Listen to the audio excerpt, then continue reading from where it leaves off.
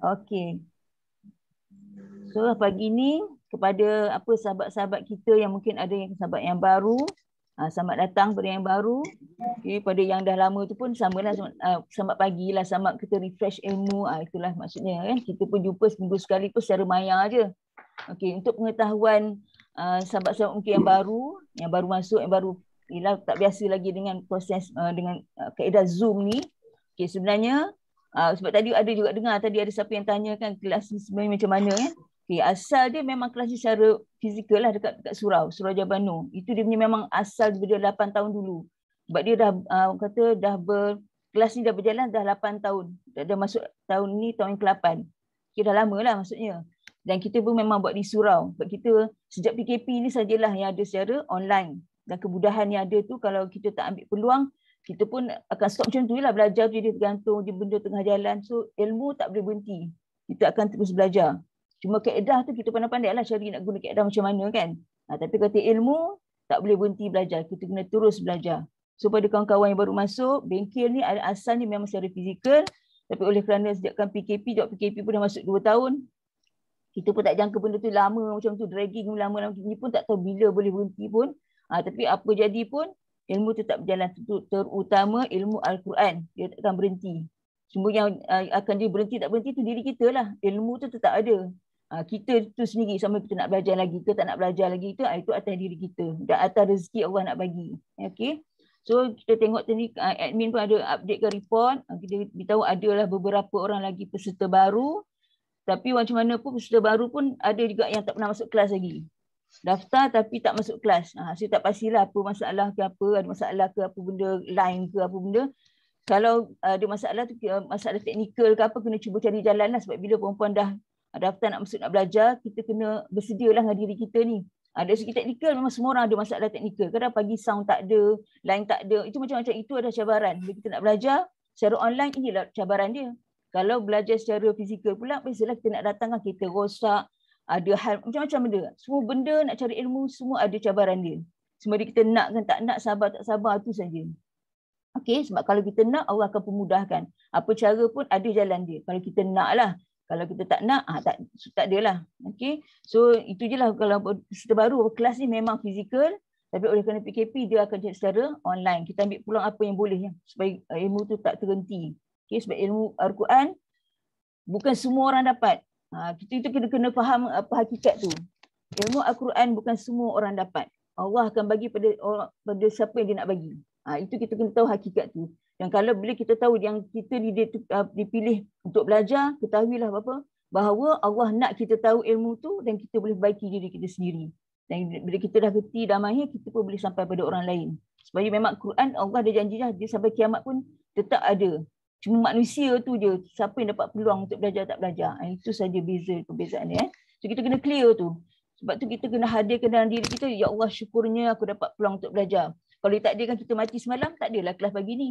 Tapi orang yang contohlah di antara kita ramai-ramai ni, ada seorang meninggal semalam. Dia tu orang bengkel. So pagi ni dia tak boleh lah hadir kelas bengkel. Kelas bengkel tetap on. Kecuali saya lah pula yang meninggal. Saya meninggal memang kelas ni tak ada lah. Tapi maksudnya kalau orang yang peserta-peserta, kalau salah seorang tu meninggal, adakah kelas tu akan hold? Tak ada. Kelas akan jalan macam biasa sebab orang yang mengendali kelas tu masih hidup. Itu menunjukkan diri kita ni, bila datangnya kematian, kita memang tak boleh buat apa dah. Apa yang kita belajar, itulah yang kita dapat last, itu yang Allah nak bagi.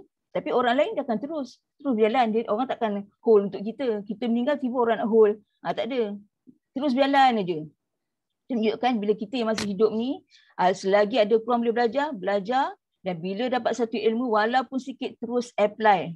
Jangan tunggu kelas minggu sekali baru nak fresh up balik. Tak boleh. Quran dia kena sentiasa je. Kalau kita contoh hari ni macam minggu lepas, kita dah ajar huruf Ain, macam ni nak sebut Ain, macam ni nak sebut huruf Qaf.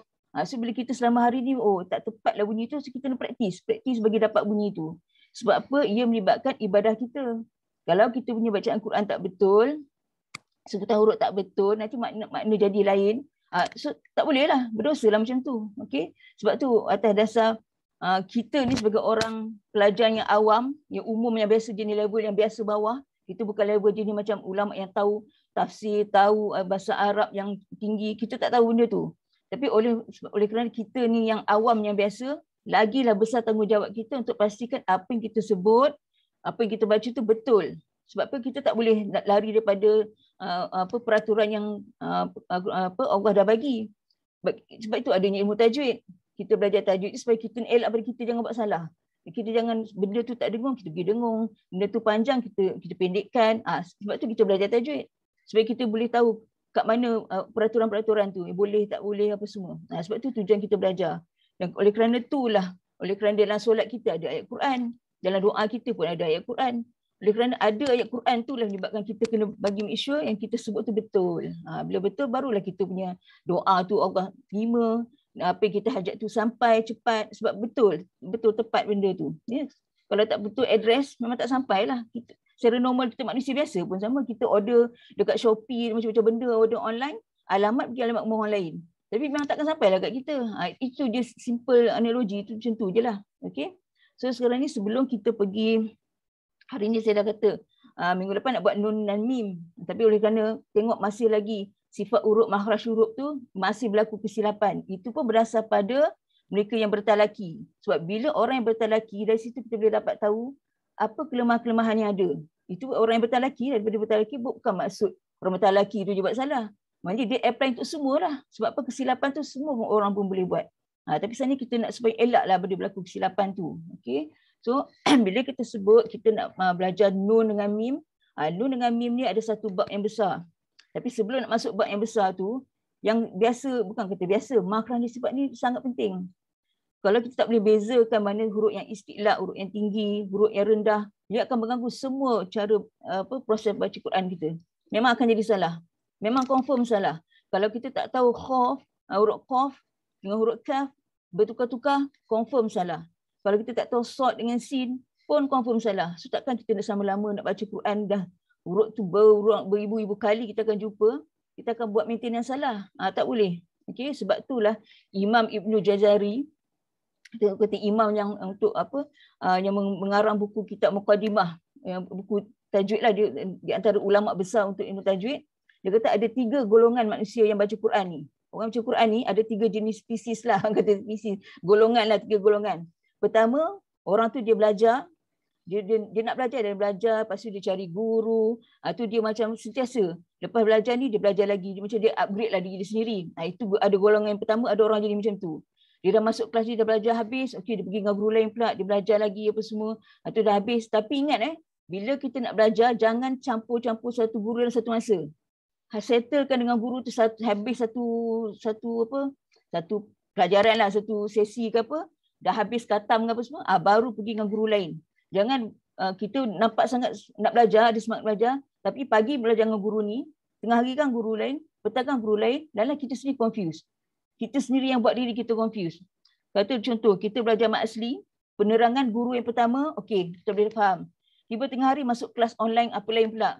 Dia ajar mat asli juga, tapi pendekatan dia lain. Okey, kita dah mula rasa macam, jadi ustaz ni cakap lain. Ustaz ni cakap lain pula. Tiba petang ke malam ada sesi seminar apa benda pula. Okey, masuk. Tajuk dia bab mat asli juga. Tajuk ni tak ada lari bab pun, semua sama je. Cuma cara penyampaian. Cara guru tu menyampaikan, ada kita faham cara tu ke tak faham ke. Sebab tu banyak, sebab tu manusia dia kan berjuta. Allah bagi pemikiran pun lain-lain, takkan sama. Sebab tu bila banyak je kelas wujud, sebab apa? Ialah banyak manusia. Ada orang dia boleh belajar dengan orang ni, okey dia boleh faham. Belajar orang ni dia confuse pula, tak boleh. Sebab tu bila kita ada semangat nak belajar, jangan campur-campur guru. Settle satu-satu dulu. Contoh pembuat kat dalam ni, okey pagi ni belajar dengan bengkel. Kat sini kan bengkel. Okey, bengkel sekarang ni nak masuk Nun Mati dan Mim. Okeylah dah belajar. Tiba tengah hari pergi masuk ustaz mana pula. Dia sekarang ni ustaz tu pun tengah kata belajar Nun Mati Mim juga. Tapi cara penyampaian dia lain. Kita dah mula confuse kat situ. Kita dah mula kata, ustazah tadi aja macam lain je. Macam salah je. Kita pula yang buat keputusan, salah je. Sebab kita kadang kita favor pada seorang guru tu. Bila seorang guru lain beritahu lain, kita rasa macam orang tu salah. Macam tu. So keadaan tu tak boleh. Kalau kita nak belajar satu ilmu tu, settle habis satu ilmu tu, bagi dah khatam ke apa, dah habis sesi ke apa, khusus ke apa benda, lepas tu baru masuk next, baru dengan guru lain. Bila keadaan macam tu, lepas satu dah habis juga, baru kita punya ada peningkatan ilmu. Guru pertama kita dapat info macam ni. Guru kedua nanti, dapat tambah sikit. Benda sama, tapi kita dapat pendekatan cara macam ni pula. Tu guru lain pula. Banyak ilmu kita akan bertambah. Tapi kalau kita satu belajar sama, time tu juga semua. So dia akan bertindan, dalam kita sendiri yang confused. Dan bila kita confused, dalam kita tinggalkan. Kita rasa macam, susah lah pula. Padahal benda tu simple je Mak Asli. Tapi oleh kerana kita pergi dengar banyak-banyak guru bertindan pada masa yang sama, dalam kita sendiri yang confused sebab kita punya foundation tak kuat. Kalau kita foundation kita dah kuat, kita pergi guru lain, kita boleh faham. Tapi kita dengan guru A, tak habis belajar lagi, pergi tambah dengan guru B. Guru B pun dia tak ajar semua pun, sikit je. Lepas tu pergi dengan guru C, lama kita sendiri yang confused sebab apa? Pendekatan sebenarnya lain. Tapi bab semua sama je. Sebab tu, siapa yang bersemangat nak belajar, make sure habis satu-satu dulu. Lepas tu perempuan dah belajar dengan kat mana apa tempat lah, tak kisahlah khusus ke apa, settle situ dulu. Dah habis semua, baru pergi daftar masuk kelas lain pula. Macam tu. Belajar memang nak belajar, itu memang bagus. Cuma jangan bertindan kelas. Bertindan kelas akan menyebabkan anda sendiri yang tak faham. Bila anda tak faham, kita akan lepas macam tu je lah. So macam susah, so kita lepas. Macam tu. So tak boleh. Settle satu-satu. Belajar sangat bagus, tapi habiskan satu-satu. Okay, jangan bertindan-tindan. Biar kita naik meningkat macam ni. Bukan semua masuk macam ni. Masuk macam ni, kita sendiri akan terus. Kita akan lepas, kita rasa berat lah, susah. Dan kita pun akan menyalahkan guru. Guru ni lain lah, guru tak betul. So kita akan panas seru pada guru pula. Padahal guru tu dia ajar cara dia lah. Sebab benda dia sama je. Sebab yang penting, at the end of the day, anda sendiri tu kena sebut. Guru tu ngajar je. Perempuan sendirilah kena sebut huruf tu. Contoh, perempuan ada 10 guru, semua ajar huruf qalqalah. Contohlah, semua sifat qalqalah. Tu ni qalqalah cara ni, tekan sinilah, apa semua ada. Tapi perempuan sendiri adakah perempuan sebut qalqalah tu? Sebab tu guru banyak, bagus. Tapi adakah diri sendiri tu sebut perkataan tu? Sebab hujung dia kita yang dia sebut. Guru memang dia dah tahu dia tu guru. Sebab tu dia ajar orang. Dan guru pula dah ulang-ulang kali ajar, dia nama dia mahir lah. Sama juga macam perempuan kalau ulang-ulang kali buat, dia dah mahir. Sebab tu Imam Ibnu Jazari beritahu ada 3 golongan. Golongan pertama, dia memang seronok nak belajar, semua bagus. Begitu lelaki, ialah dia belajar ilmu, lepas tu dia upgrade. Dia upgrade satu-satu. Itu yang golongan pertama. Golongan yang kedua, dia dah belajar. Lepas tu dia tak nak upgrade dah. Dia sekadar dia tahu, dia dah masuk kursus ni, okey dah, habis dah. Situ je lah. Lepas tu dia tak nak belajar lagi dah. Pada dia rasa macam, dah itu sama je belajar. Bab sama je juga. Tak ada nak masuk, dia dah tak masuk dah lah. Maknanya dia dapat ilmu sekat tu je. Okey, macam contoh perempuan yang simple, perempuan yang sendiri dalam bengkel ni. Okey, perempuan dia dah 8 tahun, dia mula dulu. Sampai sekarang yang mana perempuan yang dah masuk sampai hari ni juga, maknanya dah 8 kali. Adakah perempuan sendiri tanya diri perempuan sendiri? Adakah ada peningkatan ataupun benda yang sama? Cuba perempuan tanya diri sendiri. Perempuan sendiri macam dalam bengkel ni dah 8 tahun. Adakah sebanyak 8 tahun tu ada peningkatan? Bab tetap sama. Tetap mati dan tahu itu sama je. Tapi adakah perempuan rasa ada peningkatan tak? Bila ada peningkatan, tunjukkan itulah dia ilmu. Tapi kalau kita dah masuk bengkel, contohlah masuk bengkel yang setahun lepas, contohlah yang pertama dulu, okey aku dah reti lah, mak wajib semua reti dah. Itu bila bengkel buat kali kedua, kan benda sama. Kedua tapi kita, tak payahlah masuk, apa benda, jangan sama je. So kita pun berhenti, tak nak masuk. Padahal orang yang masuk yang kali kedua tu, dia dapat info lain. Dia dapat input lain. Makin lama dia punya input tu lagi banyak dan dia pun boleh sebut lagi kemas. Berbanding dia masuk sekali, lepas tu itu je lah dia dapat. Ilmu dia sekat tu je dapat. Sedangkan kawan dia masih terus masuk, lagi naik, dia masih level tu. Itu ada golongan yang kedua, adalah orang macam tu. Dan orang itu kalau ikutkan Imam Ibnu Jazari, itu adalah orang yang berdosa. Ini bukan saya cakap lah. Imam Ibnu Jazari yang beritahu. Golongan macam ni, dia dah dapat ilmu tu, dia stop. Dia rasa macam dia ego, dia macam tak payah belajar dah. Kalau orang ajak pergi belajar pun, buat apa benda sama, tak payahlah. Maksudnya dia tahu apa yang dia ada je. Sedangkan kawan yang terus belajar macam golongan yang pertama tadi tu, kan dia terus belajar. So ilmu dia lagi banyak. Berbanding dengan dia masuk sama sekali tapi dia second dia tu dia stop, yang kawan dia terus pergi. Itu nampaklah beza dia. So orang yang first kali, golongan pertama, dia dapat banyak pahala sebab dia usaha nak belajar. Selagi dia tak mati tu dia nak belajar. Tak kira lah apa jadi pun. Maksudnya dia nak habis ke umur dia, pengakhir umur dia dengan belajar. Mana golongan kedua tu asalkan dia tahu je lah. Boleh tahu tu dah lah. Tak payahlah belajar lagi. Itu golongan kedua. Manakala golongan ketiga pula, ini bukan saya cakap, Imam Ibnu Jazari yang beritahu, golongan 3 jenis kumpulan manusia dalam orang yang baca Quran ni. Yang ketiga, dia dah belajar, dah usaha, tapi dia macam tak dapat lagi. Macam faham lagi. Tahun ni masuk belajar. Boleh dah sikit. Tapi tahun depan belajar, sebut macam tak mahir lagi. Tapi dia belajar lagi. Ini orang yang banyak pahala. Golongan ni. Dia tak reti. Tapi dia usaha nak masuk. Dia tak putus asa. Masuk kelas ni masuk. Masuk ni kelas. Dia nak repair. Dia ada apa kata dalam hati dia tu macam mana pun. Walaupun aku tak reti. Aku nak belajar juga. Walaupun sebutan dia tak sempurna lagi. Dia tak jumpa guru talaki lagi. Tapi dia sendiri tengah usaha. Orang macam ni orang yang banyak pahala sebab apa? Dia berusaha. Walaupun dia tahu dia tak mampu nak jadi macam orang golongan pertama. Tapi dia tetap usaha. Tapi jangan jadi orang golongan kedua. Orang kedua tu dia rasa macam syok sendiri lah. Rasa macam dah pandai, lepas tu dah. Cukup setakat tu. Sedangkan ilmu banyak lagi. Macam perempuan belajar ni pun banyak je lagi. Ini pun saya tak bagi semua pun. Bukan nak kata apa. Sebab bila saya sendiri upgrade, perempuan pun akan automatik akan upgrade. Kalau saya berhenti belajar, setakat tu je lah perempuan dapat pun. Tapi oleh kerana saya sekarang pun masih belajar. So, bila saya masih belajar, perempuan akan dapatlah input yang baru. Itu pun macam makhraj dengan sifat huruf. Saya tak bagi semua. Tak detail pun lagi. Sebenarnya dia sangat detail. Tapi takut nanti perempuan tak faham.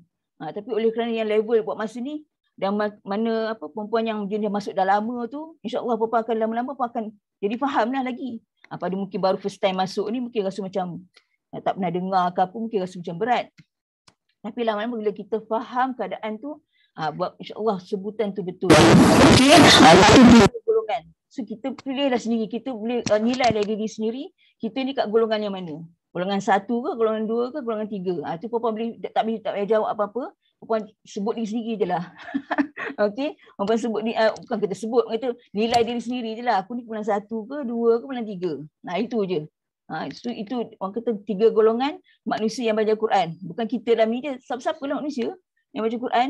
Orang kat negara Arab ke, negara Cina ke, negara apa pun tak kisahlah dalam dunia ni. Selagi ada manusia orang Islam dalam dunia ni yang baca Quran, itulah 3 jenis orang dia. Okay, so janganlah kita jadi orang yang kedua walaupun kita tahu tapi kita tak nak belajar. Tu sayang. Sebab kita setakat tu pada ilmu tu sangat luas. Makhraj dan sifat huruf tu pun sangat luas. Tu kata kalau ada satu hari rezeki panjang umur ke apa, memang saya ingat nak buat satu kelas memang makhraj dan sifat huruf saja. Yang memang very detail. Tapi kalau siapa yang nak je lah. Yang kalau yang tak nak tu rasa macam golongan kedua nak belajar, tak nak. Tak payahlah itu sebab kita pun tak ada paksa. Okay, sebab itu ilmu. Okay, so sekarang ni kita akan pergi pada bab yang sepatutnya kita nak plan ni minggu lepas. Tapi sebabkan kita tengok tak boleh sebab Quran ni dia praktikal tu penting.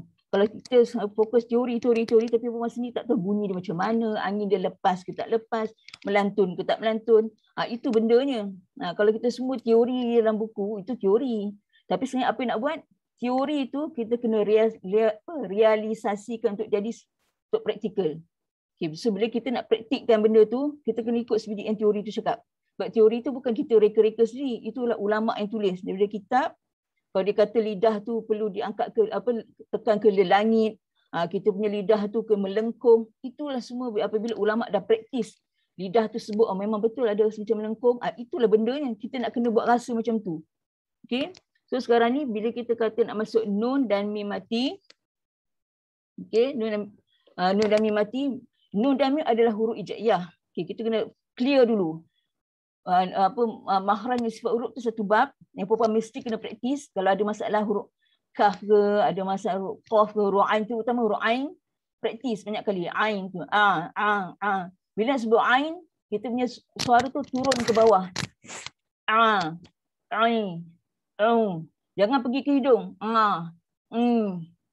Itu dah jadi sengau. Udara pada sini, alhaq, terus keluar ke mulut. Jangan keluar ke hidung. Kalau keluar ke hidung akan jadi sengau. Tak boleh. Kalau kita tengok orang Arab kan, dia kalau baca Quran kan ada bunyi Bismillahirrahmanirrahim. Dia tu sebab dia ni cakap bunyi sengau. Quran tak boleh. Walaupun dia orang Arab pun, dia tetap kena belajar tajwid juga untuk dapatkan bunyi yang betul.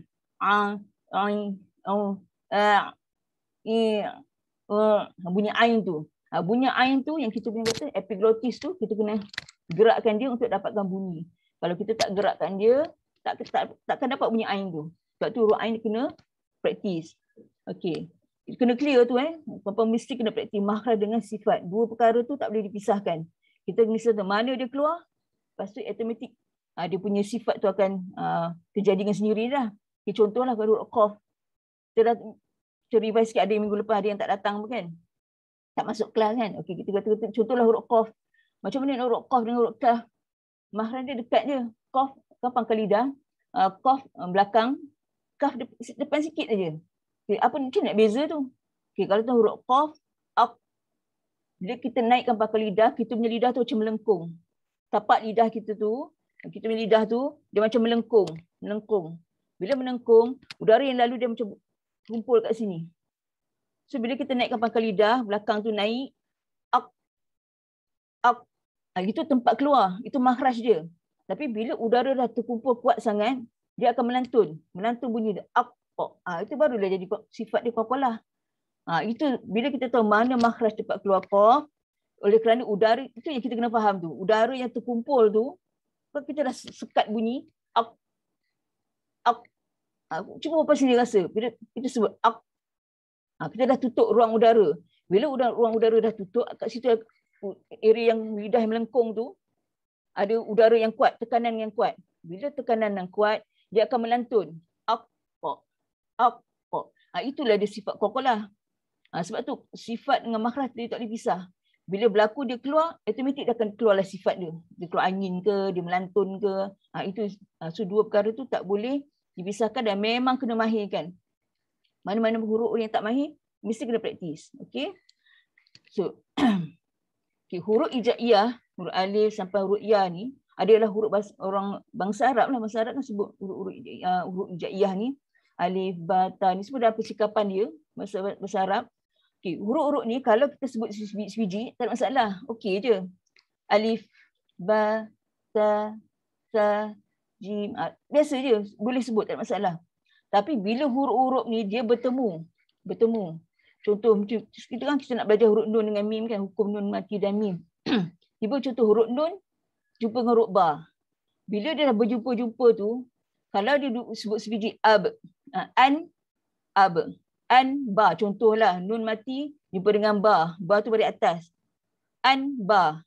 Kalau sebut sebiji boleh je. An, ba. Itu dari segi biasa. Tapi bila kita nak baca secara bersambung, dia tak boleh dibunyi anba macam tu. So macam mana nak buat? Dia akan berlaku, sebab tu ada berlaku hukum kat situ. Sebab bila Al-Quran turun, ada sebutan yang memang ada dengung. Ada bunyi dengung. So bila bunyi ada bunyi dengung tu semua tu, macam mana nak buat? Sebab bahasa orang Arab cakap, mana ada kalau dengung-dengung bagai. Bila kita cakap biasa, mana ada dengung. Tapi bila Quran tu ada dengung. Bila Al-Quran ada dengung, macam mana orang Arab nak buat? Macam mana nak buat ni situasi ni? Quran tu dalam bahasa Arab. Dia orang pun bangsa Arab. Tapi Arab yang orang cakap hari-hari biasa tu tak ada dengung-dengung ke mat panjang tu tak ada lah. Mat panjang tu mungkinlah kalau nak panggil orang ke apa. Itu mungkinlah ada panjang. Tapi dengung mana ada? Tak ada. Dengung tu Quran saja yang ada. Oleh kerana Quran saja yang ada dengung, apa nak buat? Sebab itulah bila adanya apa dengung-dengung dalam Quran ni, ulama tajwid, ulama Quran buatkan satu formula, buatkan kaedah lah, kaedah tajwid tu lah. Apabila huruf nun jumpa dengan huruf ba, apa nak buat, kena masukkan ke, kena tukarkan ke, kena jelaskan ke. Itulah isu dia dalam hukum nun mati dan tanwin dan juga huruf mim. Ini yang bab kita nak belajar ni. Okay? Oleh kerana itu kita kena faham bahawa huruf-huruf hijaiyah ni ada huruf yang mengeluarkan dengung. Macam mana kita tahu dia keluar dengung? Kita dah belajar dekat makhraj huruf. Huruf apa yang keluar dengung? Huruf nun dengan huruf mim. Dua huruf ni memang special Allah bagi dia ada dengung. Okay, ada dengung. Cuma dengung dia tu dengung yang panjang ke, dengung yang sekadar original saja ke. Itu keadaan dia. Oleh kerana nun dengan mim ada dengung, sebab itulah wujudnya hukum dalam tajwid ada hukum nun mati dan mim, hukum mim mati. Itu sebabnya kita ada belajar huruf nun dengan mim. Kalau huruf lain mana ada? Tak ada hukum ba mati jumpa ta. Tak ada, memang tak ada. Wujudnya hukum tajwid ni pun sebab nun dengan mim tu lah. Kalau nun dengan mim tak ada dengung, tak wujudlah hukum tajwid ni, memang tak ada pun. Wujudnya hukum tajwid ni sebab ada huruf nun dengan mim yang ada mengeluarkan dengung, sifat dengung. Oleh kerana itulah terhasilnya hukum-hukum dalam Quran ni. Kita ada belajar dengung, ifak, apa bagai tu. Semua disebabkan nun dengan mim ni lah. Kalau diorang dua huruf ni tak ada, tak wujud lah. Kita pun tak perlu belajar dah tajwid ni semua. Sebab tak ada nun dengan mim yang menyebabkan dengung tu. Okay? Dan bila kita kata pertembungan, kalau sebut sebiji-sebiji tak masalah. Tapi bila bertembung dua huruf, apa yang akan berlaku? Sama ada huruf tu akan masuk, huruf pertama masuk huruf kedua, ataupun Huruf pertama, kedua tu kedua. Dia tak campur. Sama ada dia akan idgham masukkan ataupun diizhar satu-satu. Itu bila dua huruf bertemu, dua perkara akan berlaku. Sama ada dia jelas satu-satu ataupun dia join semua sekali. Akan jadi idgham. Idgham tu maksudnya memasukkan. Nanti kita akan belajar lah. Tapi secara umum ni puan kena ingat. Huruf ni kalau sebut satu-satu, tak ada masalah. Boleh sebut. Tapi oleh kerana berlaku pertembungan huruf, terutamanya pada huruf nun dengan huruf mim, maka kat situlah berlakunya hukum. Dan hukum tu apa? Sebab ada bunyi dengung. Dan dengung ni lah kita nak macam mana nak settlekan dengung ni. Nak faham dengung tu dengung yang panjang ke, tak ada dengung ke. Sebab kita pun tak boleh guna perkataan tak ada dengung. Dengung tu tak ada. Cuma tak ada penambahan saja. Itu pun kita istilah pun nak kena tukar balik tu. Tak boleh kata tak ada dengung. Sebab nun kan memang ada dengung. Cuma dia original yang tak ada penambahan yang lebih-lebih lah. Okay. So, saya akan share slide dulu. Kita tengok kat slide ni.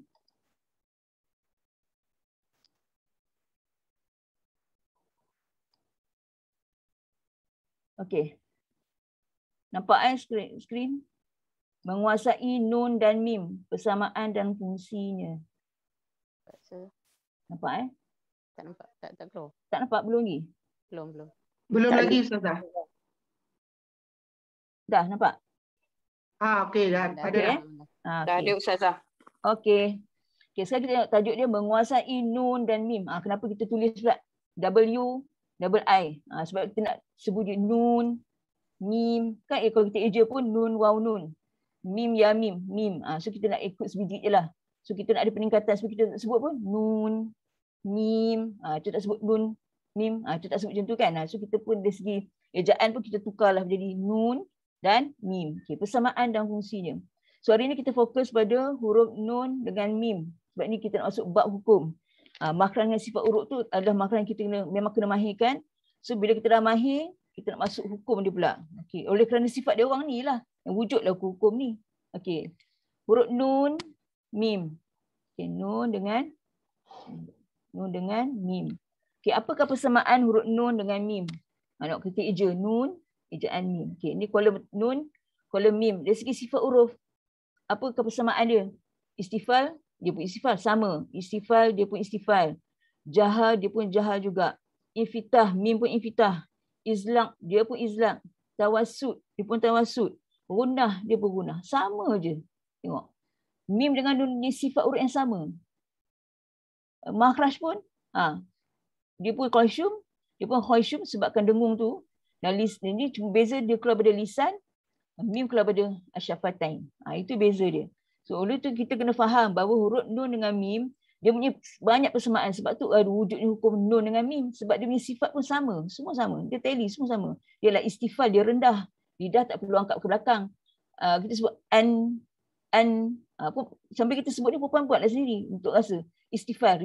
Lidah kita level bawah. Tak naik pun. An. Kalau mim, lidah kita pun bawah je. Kita tak ada. Dan kita nak contoh kita nak buat lidah ke atas pun tak boleh. Pangkal lidah ke atas tak boleh sebab dia bukan sifat dia. Takkan jadi pun. Okey. Kalau jahar. Jahar ni maksud dia bunyi nyaring. An bunyi jelas. Infitah. Angin terkeluar. Tak ada udara yang tahan macam biasa. Izlaq. Dia cepat. Jelas. Dia sebenarnya kalau kita kontrol istifal, udara yang rendah, apa lidah kita rendah. Okay, lepas tu kita buatlah sifat tawassut. Tawassut tu di antara syiddah ataupun rokhawah. Di tengah-tengah kan tawassut. Bila kita boleh kontrol dua ni, automatik yang ni semua akan ikutlah. Jahar, infitah, izlaq ni akan ikut. Dia akan ikut sendiri. Kita tak perlu nak pening sangat pasal jahar, infitah semua. Buat dia istifal, rendahkan lidah, kita punya pangkal lidah, rendahkan macam sebut biasa, automatik ini semua akan terikut. Dan tawassut ni kita kena kontrol. Jangan itu dia jadi syiddah. Itu yang salah tu. Bila kita baca im, kita dah jadikan dia syiddah. So syiddah salah. Dia adalah jenis tawassut. Dan kalau katalah kita buat setelah dia ni rokhawah. Macam ni rokhawah. Dia macam bunyi macam berjalan tapi bukan dengung. Itu so, tak boleh. So dia adalah tawassut. Dia macam masih ada apa kata udara yang berjalan. Tawassut tu dia nak kata kuat sangat pun tak, nak kata syiddah sangat pun tak, nak kata dia rokhawah yang terlepas sangat pun tak. Itu maksudnya tawassut. Dan dia ada special dia, gunah ni lah. 5 sifat ni adalah bukan basic. Gunah ni kan dia yang plus yang special effect tu. So special effect dia kan gunah. So mim pun ada gunah. Sama je. Oleh kerana dia sama je sifat dia semua, dia boleh share benda yang sama. Sebab itulah wujudnya hukum khas untuk dia je. Tak ada hukum kaf, hukum to, tak ada. Dia hukum nun mati dan mim saja yang wujud. Lain tu tak ada. Sebab apa? Sifat dia semua sama. Dan makhraj dia untuk khayshum, untuk keluarkan dengung je yang sama. Tapi tempat dia keluar lisan yang al-syafatain ni lain lah. Sebab lisan kan nun kan keluar dari hujung lidah, huruf nun. Kalau huruf mim, bibir, itu tempat keluar. Special ni sebab nun dengan mim ada dua makhraj. Satu dia bibir yang asal di bibir dan dia pun boleh dengung. Dan dia keluar dari lisan, hujung lidah dan dia juga berdengung. Berdengung tu keluar dari hidung lah. Sebab itulah dia ni ada, oleh kerana dia sama, punya level tu sama, wujudlah hukum untuk dia orang dua ni. Sebab tu itu kena faham. Keseluruhan hukum tajuk ni sebabkan huruf nun dengan mim saja. Huruf lain tak ada kena-mengena. Itu kita kena clear. Huruf nun dan mim, sakinah ni ataupun sukun lah. Sama lah maksud dia. Kalau dalam buku jumpa mim sukun, nun sukun, mim sakinah, nun sakinah tu sama je lah tajuk dia. Benda dia yang sama. Cuma kita letak sini supaya perempuan biasakan dengan perkataan. Sakinah, sukun, kalau Melayu matilah, mim mati, nun mati. Itu bahasa Melayu. Dia kalau bahasa buku, sakinah ataupun sukun. Dan kita akan banyak kali nun sukun, mim sukun, dan kita akan guna sukun. Okay, so kita tengok. Dalam nun dengan mim. Dalam nun, kategori nun sakinah atau nun mati. Pada level yang sama juga, dia ada juga kategori yang tanwin. Sebab tu tanwin ni adalah daripada nun mati lah. Kita belum belajar awal-awal, dia simbol-simbol tu kan, tanwin. Tanwin tu adalah huruf nun yang tersembunyi. Dia ada dalam tu. Tapi kita tak nampak sebab apa ulama' dah tukarkan dengan huruf, dengan apa simbol tanwin. Maksudnya, tanwin adalah mewakili huruf nun mati. Cuma tak diletakkan macam ni, semua nun mati macam ni lah. Dia letaklah tanwin. Supaya senang simbol tu, orang akan nampak. Sebab apa simbol ni ada main peranan dia. Kalau simbol ni straight ke, tanwin ni straight ke, tanwin ni sengit ke, ada mim kecil, itu semua ada dia punya peranan masing-masing. Sebab tu ulama' letak je simbol untuk resam rasmani lebih mudah. Untuk kita yang tak faham Quran, untuk mudah baca Quran, dia letak simbol. Sebab kita lebih senang tengok simbol. Kalau kita nak baca teks panjang, macam kita macam confused apa. Kalau kita faham simbol, insya-Allah boleh baca dengan betul. Sama juga mim. Mim pun ada hukum mim mati. Kita tengok nun sakinah dulu ataupun nun mati. Bila kata nun mati macam mana? Inilah nun ada tanda sukun. Tanda mati ni kan? Inilah nun mati. Ini namanya nun mati. Bila orang kata nun mati mana? Ini adalah nun mati. Selain pada nun mati, nun kosong pun adalah nun mati. Nun ni, tengok tak ada simbol. Bila dia tak ada simbol adalah nun mati. Jangan ingat bila nun kosong ni tak tahu nak buat apa, nak kata dia dari atas pun tak, bawah pun tak, depan tak, sabdu semua tak ada, sukun pun tak ada, so kita pun rasa macam bela. Apa benda nun ni? Ni pun nun matilah juga. Cuma dia ada fungsi lah nanti kenapa nun ni ada kosong kat sini, kenapa ada nun yang ada macam ni, semua ada fungsi. Tapi basic, ini adalah nun mati, nun kosong pun nun mati. Macam ni. Mim pada bawah, nun ni kosong. So bila dia kosong pun dia adalah nun mati. Kita panggil nun sukun ke, nun sakinah ke, nun mati ke, sama je. Tak payah argue pasal istilah. Itu adalah nama saja. Okey. Sebab perempuan biasa dia nanti tengok buku ni, ni nun sakinah. Buku lain kata nun sukun pula. Yang buku ni nun mati pula. Semua tu sama je. Tak ada apa-apa. Yang penting kita tahu fungsi dia. So nun sukun pun, nun kosong pun adalah nun mati juga. Okey. Macam ni. Pada perkataan ni, wa baris atas, hamzah baris atas, nun kosong. Ta baris depan, mim ni ada sukun.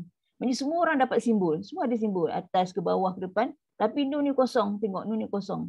So bila dia kosong pun dia kata sebagai nun mati juga. Nun sukun, nun sakinah. Dia mati sebab dia tak ada baris. Kalau macam ni, mim baris bawah. Ni dapat baris, nun ni kosong. So bila nun kosong, dia pun nama dia nun mati dah juga. Nun mati, nun sakinah, nun sukun. Sama je. So fungsi dia mati. So bila kita sebut nun mati, apa maksud nun mati tu? Lidah kita kita punya bibir tak bergerak. Maksudnya tak ada reaksi pada muka pun. Kalau nunnya mati, bibir tak gerak pun. Sebab benda dia berlaku di dalam. So jangan, memang tak boleh pun. Sebab dia dari satu nun bukan huruf bibir. Dia takkan bunyi muncung ke, tak ada. Sebab bila nun mati, semua berlaku di dalam mulut. Tak ada kena-mena bibir pergi bawah, bunyi bawah ke, muncung depan ke, sengit ke, tak ada. Dia tak ada apa-apa kena-mengena pun. Semua berlaku di dalam sebab nun adalah sifat daripada makhraj al-lisan. So lisan di dalam mulut je lah. So bibir tak ada berfungsi. Okay? Pada level yang sama, dia juga adalah tanwin. Sebab tu dia sama level, nun mati dan tanwin. Tengok buku semua, nun mati dan tanwin, nun mati dan tanwin. Kenapa dia sama level? Sebab kalau kita ceraikan huruf yang ada tanwin, contoh perkataan ni kan, qaf baris atas, ra ada sukun, dot ada tanwin. So tanwin ni mewakili adalah macam ni lah. Ni lagi punya original dia. Qordon. Kita baca macam ni pun, kordon, kecuali kita wakafkan, tu lain cerita lah. Kita tak nak cerita pasal wakaf. Ni nak bunyi dia tu. Kordon, macam ni pun sama. Kordon. So apa yang membezakan dia? Tak ada beza apa-apa lah. Cumanya menunjukkan bahawa dalam tanwin, pattern tanwin ni, tanwin yang selari macam ni, ada wujudnya huruf nun mati. Sebab tu kita baca kordon. Kenapa kita baca kordo je? Kordo, kordo. Tak boleh macam itu. Sebab apa sini? Nun tanwin ni lah mewakili huruf nun mati. Sebab tu bila kita buat latihan, kita suka ceraikan. Ceraikan huruf tanwin. So huruf bertanwin, automatik ujung dia mesti ada nun mati. Memang itulah demi sifat dia. Sebab dia sama level. Sama level. Macam ni. Qawmin. Qawmin. Min pada bawah. Min. Tanwin pada bawah kan. Okay, kalau kita ceraikan, wujudlah min tu. Qawmin. Bunyi sama. Qawmin. Qawmin. Sama je bunyi. Tapi oleh kerana kita tak nak dalam Quran tu semua penuh nun mati. Nun mati, nun mati. Banyak sangat nun mati. Kan nun mati banyak sangat nun mati. So apa ulama nak buat? Dasar Rosmani. Tukar je lah yang mana ada nun mati banyak-banyak yang melibatkan perkataan ni. Perkataan ni sudah tukar pada simbol tanwin. So pendeklah sikit. Tak adalah banyak sangat nun. Kita jumpa kita pernah confuse. Banyaknya nun dengan Quran kan. So tak adalah. Tak perlu macam tu. Guna simbol saja. Dia adalah mewakili urut nun mati. Macam ni. Ni tanwin depan. Bentuk 69. Ingat bila kata tanwin yang asal basic tu, dia mesti dia selari je. Bunyi pun jelas. Qordon, qawmin, wa ajrun, run, jelas. Tak ada wa ajrung, tak ada. Wa ajrun, original. So bila kita ceraikan, wa ajrun, sama je. Cuma nak membuktikan wujudnya nun mati kat situ. Sebab itulah nun mati, tanwin adalah, apa dia kata, kewujudan nun mati tanpa tapi tak nampak lah. Wujudnya nun mati dalam ni, okay, nun mati yang tersembunyi. Nun mati yang tersembunyi dalam dalam simbol tanwin ni. So sebab tu bila kita cerai akan wujudlah nun mati tu. Kalau kata tanwin mana ada nun mati, kena ceraikan lah. Keluarkan dunia ejaan tu baru dia nampak oh situ ada nun mati rupanya. Sebab bunyi sama. Khilafin, khilafin. Kita baca khilafi. Kalau kata khilafi, tak wujudlah nun mati ni. Dia sampai ni je lah sampai fi, khilafi, fawafi. So nun mati tak wujud lah. Tapi sekarang ni dia, oleh kerana dia tanwin, khilafin. So bunyi dia khilafin juga. Adalah nun. Ni nak membuktikan bahawa huruf yang bertanwin adalah nun mati yang tapi tak nampak lah. Dia wujud tapi tak nampak pada tulisan. Okay, so ingat. Bila kata perempuan nak masuk hukum ni, mana-mana perempuan yang baru belajar ke ataupun dah lama belajar dah, kita dah beritahu tadi jangan kita sendiri boleh pilih kita ada golongan yang mana di antara 3 golongan tu. Kalau kita nak belajar lagi, make sure kita upgrade bahawa bila kita kata nun mati, mesti ada nun tu ada banyak pattern. Jangan bayangkan nun mati, nun sukunnya. Nun mati tu ada nun yang kosong. Nanti kita akan jumpa atas nun ni ada mim kecil pula. Itu semua kategori nun mati ke apa benda lah. Itu pattern-pattern dia. Kita ingat bila kata nun mati, sama ada dia ada sukun ataupun dia kosong ke, dia ada mim kecil ke, nanti kita akan belajar. Itu nama dia semua nama dia nun mati. Okay. So kita tengok huruf mim pula. Itu settle nun. Nun mati sama juga tanwin pun ada kategori nun mati juga. Cuma dia tersembunyi dalam bentuk tanwin. Okay. Dia masuk mim. Oleh kerana dia sama level. Kita buat diagram pun sama sekali jalan dia. Okay. Mim sukun ataupun mim sakinah atau mim mati sama je. Mati, sukun, sakinah sama. Tak perlu argue. Bila kawan cakap, tu mim mati lah. Bukanlah, saya belajar nun sakinah. Dah pasal gaduh pasal tu. Daripada nak sebut kan keluar dengung lah pelbagai. Itu yang salah. Tak perlu. Benda yang tak perlu tak perlu gaduh-gaduh pun nak gaduh kan. Bincang baik-baik je lah. Okay. Okay, kalau mim mati. Kita tengok mim mati pula. Macam mana kata mim mati? Ni fa baris atas, lam baris atas, mim ada sukun. Kita biasa dari mim mati, kita memang senang lah tahu. Sebab apa dia mati? Sebab ada benda sukun dia lah. Matilah. Ni senang lah direct je nampak. Ni mim mati. Ni pun mim mati. mim mati. Maknanya atas mim tu ada sukun. Mim matilah tu. Mim mati. Mim mati. Nanti Bapa akan jumpa ada mim yang kosong. Ini tak ada sampel tu. Ada mim yang kosong. Mim yang kosong tu pun ada nama juga mim mati juga. Maknanya bila kita kata sukun, sakinah, mati untuk nun dengan mim, dia punya pattern dia sama ada dia ada bentuk sukun ataupun dia tu kosong saja. Itu Bapa standby lah akan berlaku hukum kat situ. Nampak berdua pattern ni, berhati-hati. Sama kita nak standby, nak dengung ke, nak baca jelas ke, berhati-hati kat situ. Okay? Ini sampel lah menunjukkan mana mim mati. Tanwin ialah nun sukun yang dimasukkan oleh bangsa Arab di akhir kata nama. Ia disebut tapi tidak ditulis. Ia wujud dalam keadaan wasal dan waqaf. Kita baca terus ke, baca sambung ke, pattern tu tak ada tanwin tu. Dan tanda tanwin ialah baris dua berganda. Bukti wujudnya nun sukun yang kita dah terang tadi itulah. Okey. Dan dia ingatlah tanwin dia mesti berlaku kat hujung je. Dia takkan tanwin tiba-tiba qaf ni tanwin kat depan. Tanwin takkan berlaku di simbol tu, dia takkan letak di awal-awal. Dia mesti kat hujung. Ni semua belakang aja hujung. Tanwin akan kedudukan dia tu mesti di hujung, di belakang. Dia takkan tiba-tiba ain ni ada tanwin, kha bari bawah ni tanwin bari bawah, dia takkan wujud macam tu. Ini sebenarnya merupakan tata bahasa Arab. Okay. So tanwin memang akan duduk last. Oleh kerana dia last tu lah nanti kan dia tu akan berjumpa dengan huruf lain. Itu yang akan timbul hukum tu. Okay. Kita tengok yang seterusnya. Huruf nun dan mim tasydid. Ini tasydid pula. Tadi sukun. Sukun, sakinah, mati sama je. Bentuk yang ada sukun ataupun dia tu kosong. Okay. So ni kita masuk nun dengan mim tasydid. Tasydid tu maksudnya sabdu. Kita orang Melayu kan bisa sabdu. Kalau bahasa buku tu tasydid. Sama je lah. Benda yang sama. Tak perlu argue. Okey, kita masuk kolom ni. Okey, ni huruf nun, ni kategori mim. Okey. Benda ni yang bersabdu ni, dia boleh ada dalam bentuk bersambung ni dalam satu kalimah ataupun dia dalam keadaan berpisah, dua kalimah asing-asing lah. Ni satu perkataan pertama, perkataan kedua. So sebenarnya mim sabdu tu atau nun sabdu boleh dalam dua keadaan, sama dia berasing ataupun dia sambung. Okey, tengok dia bersambung dalam satu kalimah. Ni kita fokus pada sabdu ni, sabdu benda macam W ni. Tengok pada sabdu ni. Okey, inna. Mungkin ada sabdu. Ni maksudnya dalam satu perkataan. Hunna. Satu perkataan. Inni. Satu perkataan. Al-jinni. Tak panjang lah. Al-jinni. Okey. Sambil kita nak belajar huruf nun dengan mim hukum ni, puan-puan punya makhraj sifat huruf mesti terus apply. Jangan dah belajar makhraj sifat, puan-puan asingkan pula. Nanti bila nak belajar hukum, dah tak sebut pula benda yang perlu keluarkan angin, perlu dengung yang lama. Mesti dia sekarang ni puan-puan dah nak kena combine pula lagi. Makhraj sifat masuk hukum. Barulah Quran tu jadi betul. Jadi complete. Kalau tak, dia takkan jadi. Okey. So, sekarang ni, kita tengok. Inna, kita dah belajar. Nun sabdu adalah wajibul gunnah. Harfal gunnah maksudnya wajib dengung. Dan dengung tu adalah dengung yang panjang. Setiap kali bila perempuan baca Quran, dengung nun sabdu, mim sabdu adalah dengung yang panjang. Banyak kali bila kita bertalaki, kita tengok orang baca dengung tu tak sempat. Inna, unna, inni, al-jinni. Macam cepat je. Ya munnuna, ya zunnuna. Tak sempat. Mana dengung?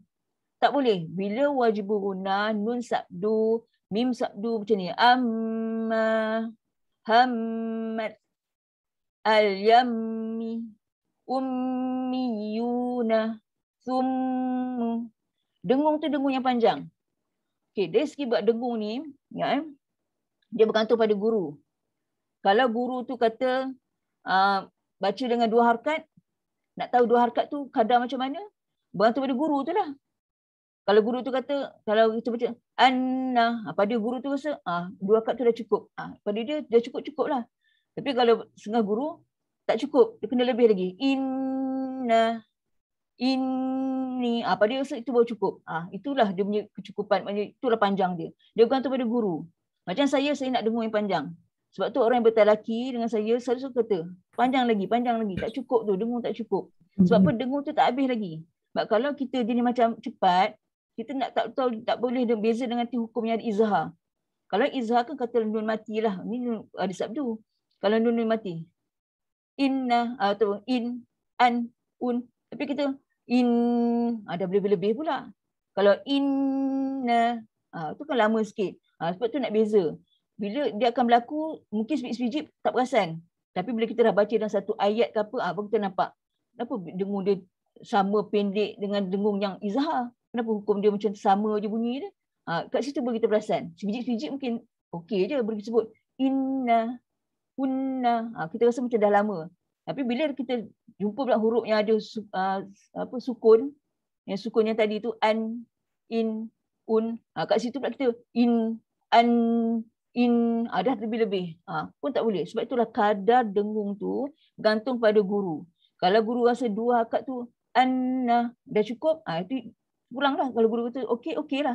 Sebab ni kan kita bertalaki. Benda tu okey tak okey bergantung pada talaki. Cukup ke tak cukup. Macam saya perlukan dengung yang lebih. Sebab apa? Orang yang baca Quran suka sangat macam kelang-kabut. So, bila baca bila dengung tu dia ada masa sikit. Dia ambil masa untuk sebut huruf yang selepas tu. Kalau kita gini kelang-kabut, yang munnunah, nu pun tak jadi mak asli, terus nak pergi cepat. Dia akan ada problem tu masalahnya. Sebab tu saya kata bila dengung biar lama. Bila lama, Bapak akan sempat sebut dia tu adalah mak asli, nak sebut huruf nun yang sempurna. Bila kita baca cepat-cepat, dengung pun dia ni pendek ala kadar macam tu je, makhraj dengan sifat huruf yang selalu akan tergugat. Selalu akan ada masalah kat situ. Tu dia jadi sod jadi sin, bertukar qaf, kaf, ta jadi ta. Sebab apa kita terlampau kelang-kabut sangat. So baca dengan perlahan. Mesti sempurnakan 2 harakat tu. Contoh, ya munnuna. Sempat nak sebut nu mak asli 2 harakat lagi. Ya munnuna. Cuba pun masih disebut. Tengok bila saya sebut dengan pun sebut sama tak kadar dia tu. Ya zunnuna. Ya zunnuna. Lama tak macam tu. Ataupun saya sebut ya zunnuna. Tapi perempuan sebut ya zunnuna. Macam dah habis dulu. Maknanya tak sama lah tu kadar tu. Dia mesti sama-sama berhenti.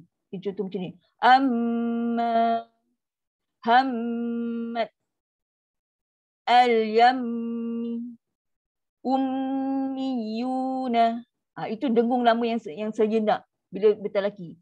Summu. Itu sebenarnya gantung pada guru dan saya memang nak dengung yang lama. So bila perempuan dengung yang lama, perempuan ada kesempatan nak sebut mak asli, makhraj yang betul, sifat tu keluar sebiji-sebiji. Kalau cepat takkan jadi. Dan ada berlaku salah berulang kali yang salah. Okey, ini contoh dalam 1 kalimah. Ini dalam 2 kalimah dia asing-asing. Macam ni kan. Min ni'matin, min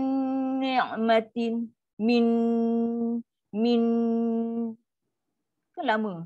Kalau min ni'matin, tak sempat. Dan mim sabdu kalau depan tak guna, tak ada fungsi. Jangan ada awal lagi. Mana boleh keluar dengung pada awal. Dengung ni hanya berlaku pada di tengah-tengah. Awal-awal dia sabdu, walaupun memang kita tahu wajib bergunah, mim sabdu kan sifat wajib bergunah, dengung.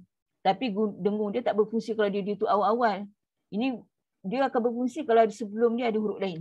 Ada perkataan lain ke apa nak sambung dengan dia, baru dia berfungsi. Kalau start dengan dia, tak ada apa-apa, tak ada fungsi pun. Ni macam biasa ya, mim bawah mi, biasa je lah. Tapi kat sinilah ada dengungnya. Min ni'matin. Dengung tu lama. Min. Jangan pula salah tu kalau mulut. Sebab ada orang awal-awal lagi nak dengung. Macam mana tu? Macam mana boleh tiba-tiba nak tekan, nak dengung? Tak boleh. Memang tak ada, tak wujud. Kalau orang ada dengar orang baca itu memang salah. Memang salah tu tulis salah. Jangan nak kata tak apalah lebih kurang. Quran tak boleh lebih kurang.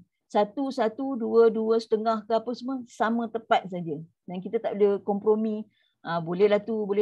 Kalau boleh tu, perempuan masuklah dalam kategori apa orang yang golongan yang kedua tu. Dia sekadar belajar, lepas tu tak mau belajar lagi dah. Orang tegur ke, orang beritahu kata tu kena dengung, dia buat maintain macam tu je, tak kisah, lantak baca-baca terus. Itu orang sombong, ego.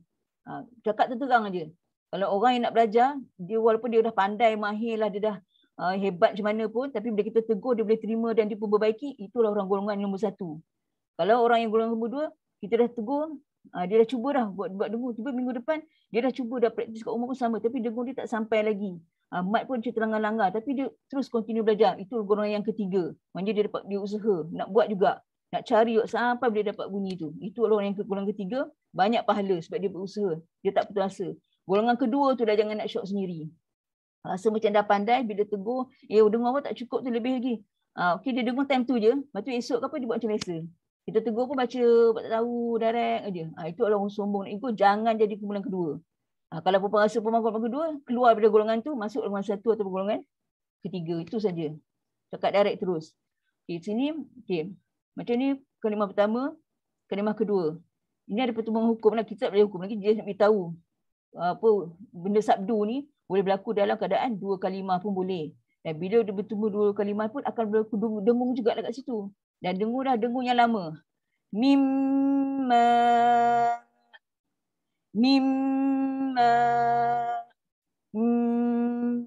Lama.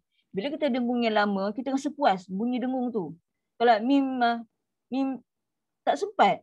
Apa benda baca kelang kabut, dan kita ni Quran ni sepatutnya menenangkan. Bukan baca kelang kabut kita stres. Tengok Quran kita dah bunyi kelang kabut stres. Bukan, itu bukan sifat Quran. Kalau kita stres-stres, kita punya sebutan sebanyak tak betul. Kalau kita sebut betul, dia memang sangat relax bunyi dia. Okay? Contoh macam ni. Lahum dia sangat lembut. Tapi kita jadi stres macam nak cepat. Lahum bunyi keras. Lepas tu kita sini macam berjaga-jaga sangat. Terlampau berjaga pun salah juga. Dia ada sangat tenang saja baca. Malahum bih. Ingat, kita dah baca sifat huruf. So, bila kita sebut huruf dah masuk hukum ni semua kena apply. Contoh, bila kita nak wakaf kat sini kan kita berhenti dengan satu harakat. Ha ni akan jadi sukun. Kita dah beritahu. Bih. So, bila nak berhenti, jangan baca malahum bih. Kita macam bih. Kita melirik pula. Bila kita melirikkan ni, kita dah manjang ke huruf ba ni. Ba ni satu harakat saja. So, dia berhenti pun dengan cepat. Malahum bih. Angin yang lepas tu sifat huruf ha. Bih. Malahum bih. Jangan baca malahum bih. Konon-konon kita nak baca lembut, tapi sedang kita dah keluarkan, kita dah tambah pula huruf kat sini. Pun salah. Ustazah, tak ada sabdu ke? Macam mana? Tak ada sabdu ke ba tu? Tak ada sabdu ke ba? Nanti tak tahu, tak pasti. Nanti dah tengok balik.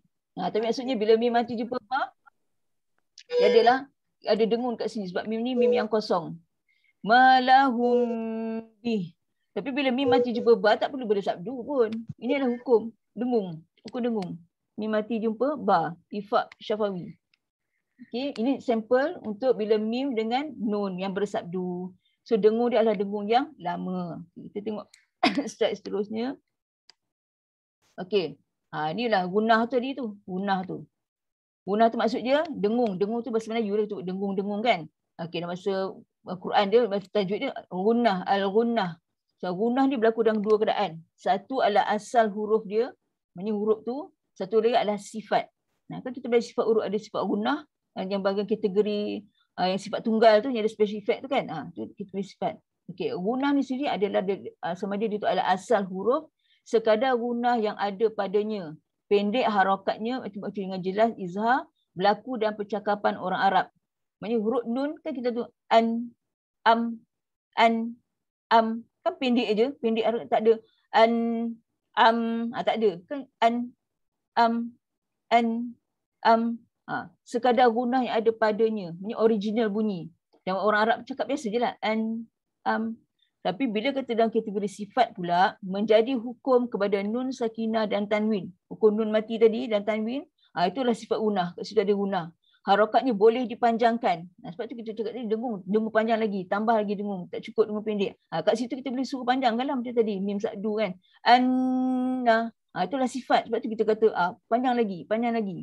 Kalau yang original tu tak boleh suruh panjang dah. Memang tadi makhraj dia. Itu saja. Tak boleh itu kalau macam tu dah masuk kategori sifat.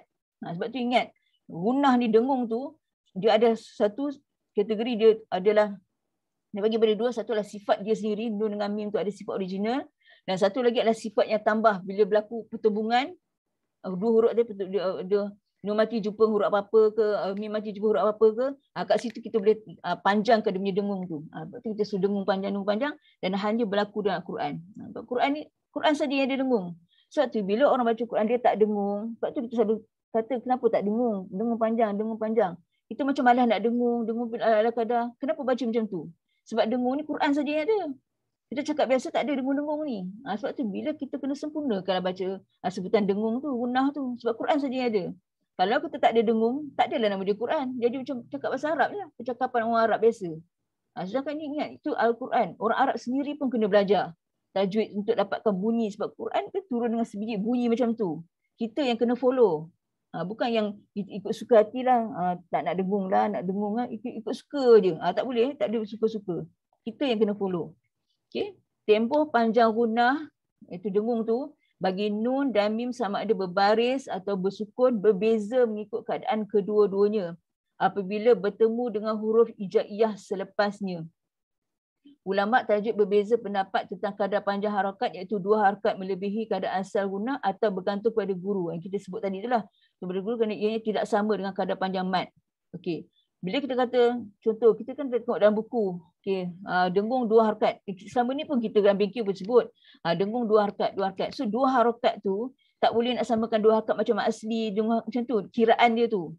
Sebab gunah punya dengung bergantung pada kesedapan udara yang keluar tu.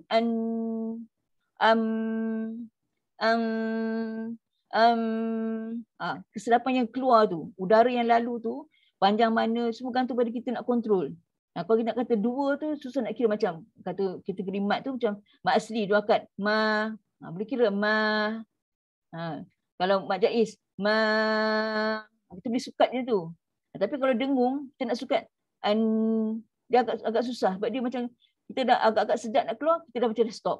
Kan tak habis lagi. Jangan dia dan sebab tu gunah dengung ni bergantung pada guru. Kalau guru dia kata panjang lagi, tak cukup tu, dengung awak pendek, kena tambah. So kena tambah lah sebab memang kesedapan tu. Setengah orang ada yang kita tegur, ada yang kita tak boleh tegur pun, memang dah elok cukup, kita pun dengar, okey sedap, okey lah. Ada yang memang tak sempat, dah jadi macam izhar pula, tak boleh. Sebab tu kita ada keadaan, ada orang kita suruh dia panjangkan lagi, ada keadaan kita macam diamkan saja sebab memang dah cukup. Okey. Bergantung pada guru tu. Tapi macam saya memang saya nak dengung yang panjang. Sebab apa nak dengung yang panjang? Pertama sebab memang Quran itu hak Quran. Mesti kena bagi dengung. Lepas tu pada masa yang sama, bila kita dengung, kita ada masa untuk sebutkan adakah dia tu mat asli ke, kebetulan dia tu ada kokolah ke. Kita sempat urut-urut yang selepas tu. Kalau kita buat cepat, hak dia kita tak bagi, tiba nak ambil orang punya, itu jadi kelang kabut tu. Salah dekat depan, automatik ujung-ujung semua salah. So kita, sebab tu ada keadaan, kalau perempuan perasan apa masa baca Quran, kita baca tak sangkut. Apa salah ulang benda sama dan tak lepas. Sebab apa? Mesti tahu, confirm belakang dia tadi tu mesti ada salah. Kalau kita sangkut pada satu ayat tu, satu perkataan tu, tak lepas, kita ulang, macam tak jadi, tak betul ke apa ke. Tengok, cuba reverse balik. Mesti ada, kita salah baris ke, kita tak cukup harakat ke, makhraj yang salah ke, mesti ada, confirm mesti ada. Sebab dia takkan, Al-Quran ni dia dah mukjizat. Kalau kita dah salah di depan, dia takkan tiba-tiba selepas tu akan betul. Takkan. Jadi kita kena repair dulu yang sebelum tadi tu, baru kita akan pergi ke depan. Sebab itulah pentingnya orang kena belajar.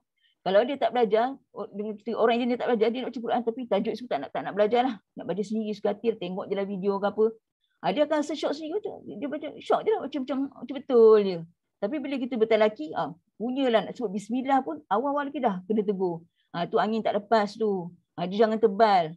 Awal-awal lagi dah kena tegur. Kenapa salah-salah. Sebab apa? Itulah fungsi bertalaki.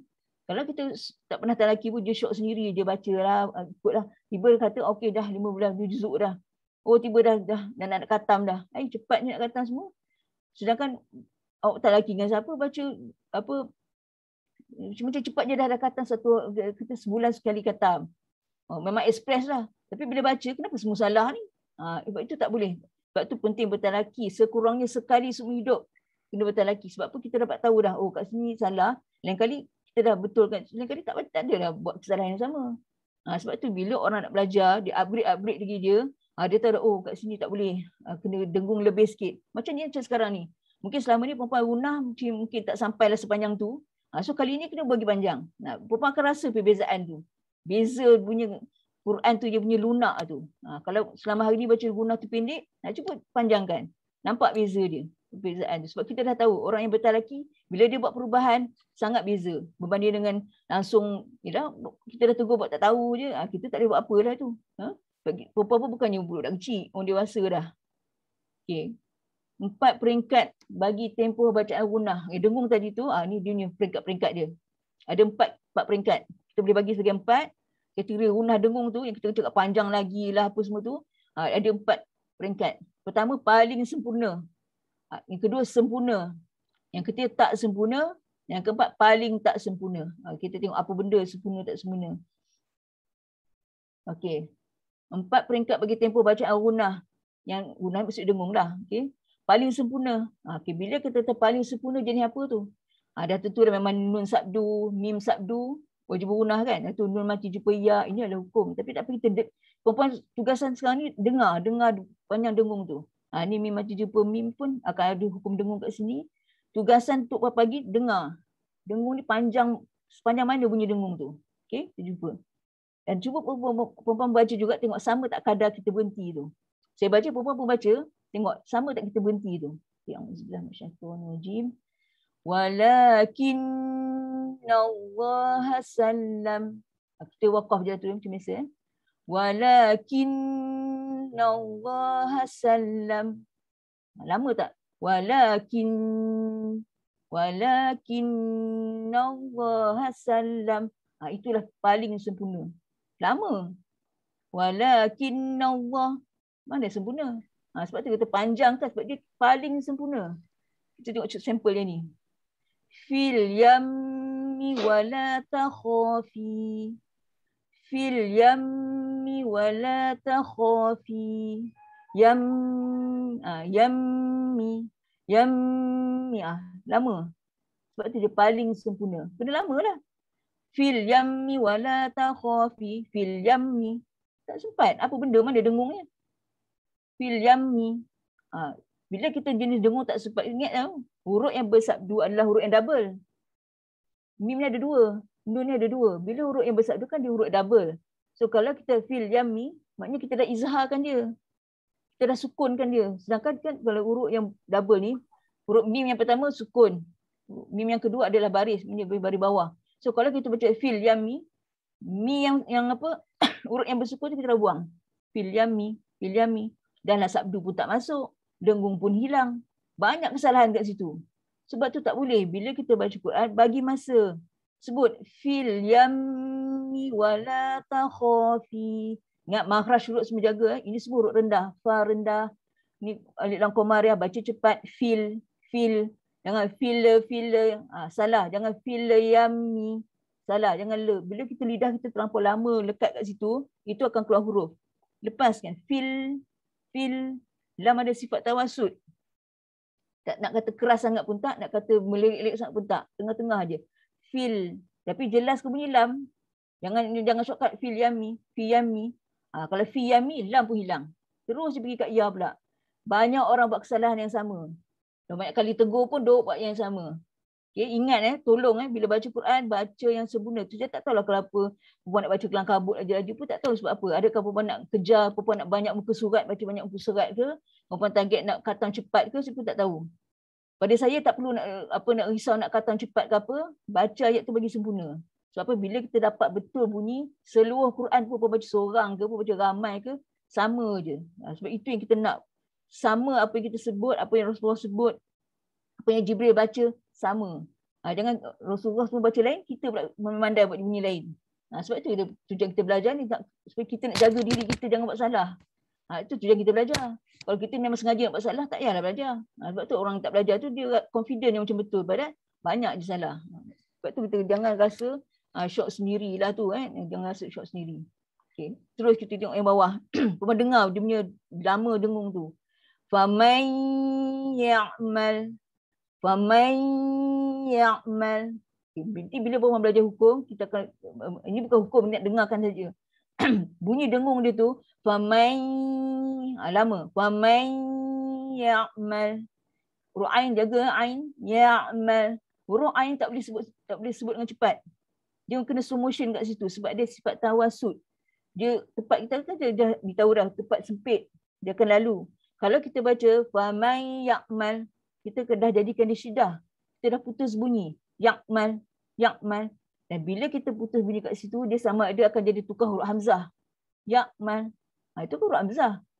Sedangkan huruf ain, ya'mal. Dia ambil masa, dia slow motion. Huruf ain, huruf dot, huruf yang kena ambil masa. Dia tak boleh ya'mal. Waladha. Dia tak boleh macam tu. Dia memang walau. Dia ambil masa. Memang kena slow motion. Sampai ke huruf-huruf ni kena slow sikit. Kalau kita, supaya dapat bunyi sifat dia lah, makhraj dia. Wa man ya'mal. Wa man. Dengung dia lama. Dengung yang paling sempurna. Okay. Ni sampel yang bawah. Ma lahum minallah. Ma, jangan ma. Ma lahum minallah. Tak boleh. Ma lahum minallah. Jangan mino. Minallah.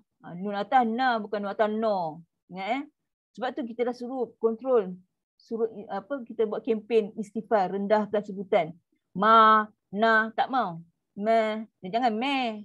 Me salah Siapa yang baca me lahum mina. Salah tu. Itu kita bukan baca secara imalah. Itu bukan baca secara imalah. Majere. Itu bukan cara macam tu. Ma rendahkan saja. Daripada ma, jadi ma. Buka sikit je. Ma lahum minallah.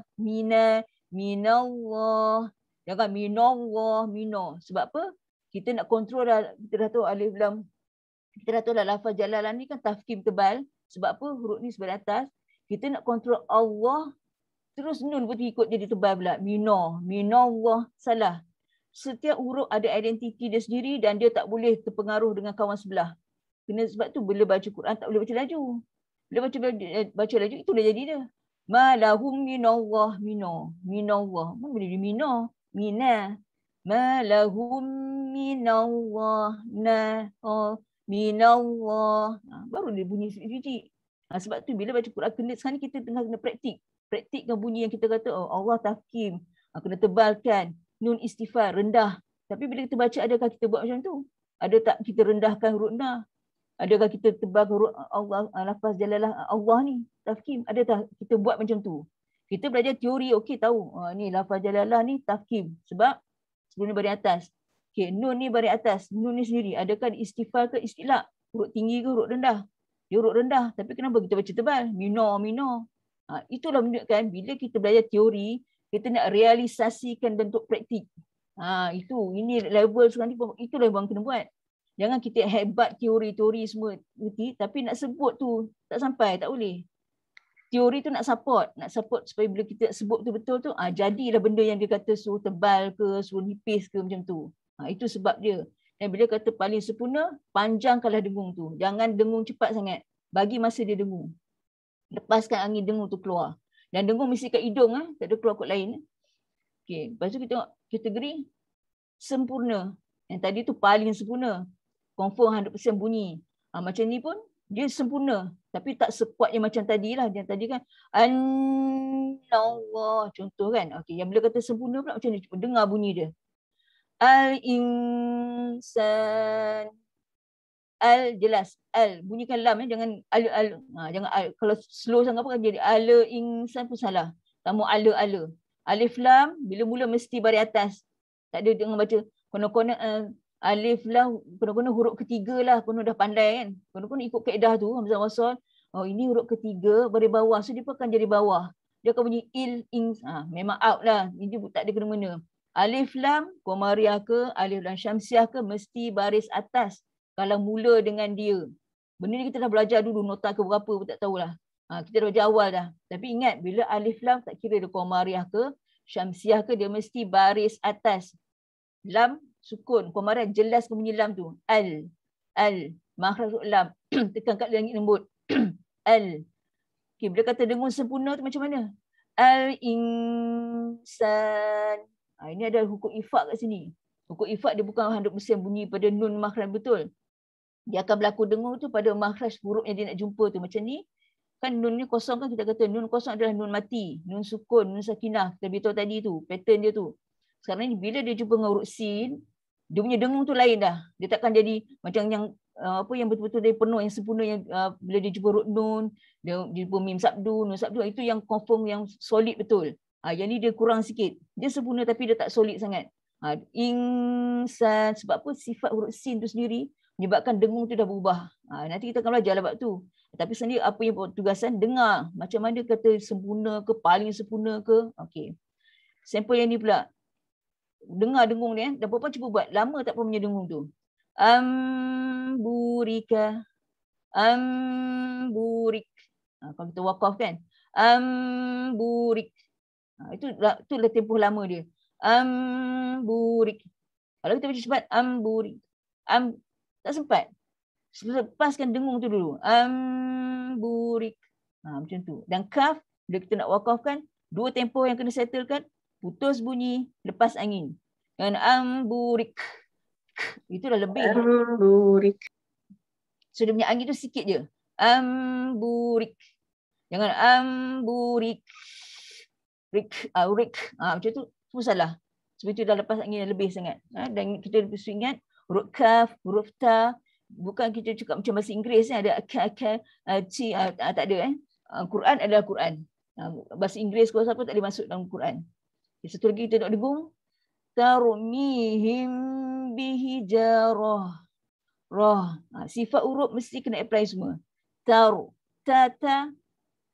Jangan to. Ta bunyi ta. Ra ni ra adalah ra yang tafkim tebal. Taru. Jangan tar. Tarmihim. Tar tu salah. Sebab apa? Kenapa salah? Sebab apa bunyi dia? Itu menunjukkan bila perempuan asal buat ra. Dia bukan ra. Ra. Taru. Dan ra pun bukan taru. Tak perlu muncung. Sebab ra bukan huruf bibir. Tak perlu muncung. Berlaku di dalam. Tarmihim bihijarah. Hijarah. Ha. Ta marbutah. Tukar jadi ha. So dia akan lepaskan angin. Tarmihim bihijarah. Macam tu. So setiap kali jumpa kita nak wakaf huruf ha tu, belakang dia bunyi ta marbutah ke, memang ada ha yang sukun ke, lepaskan angin. Sebab tu bila baca Quran dia akan jadi yang sangat sedap. Sebab apa? Kita dah keluarkan semua angin yang kena lepas, apa yang nak kena tahan, apa yang kena tebal, kena jaga tu semua. Ini semua ta ni semua istighfar, semua huruf rendah. Ta, ra, mim, ya ni semua huruf rendah.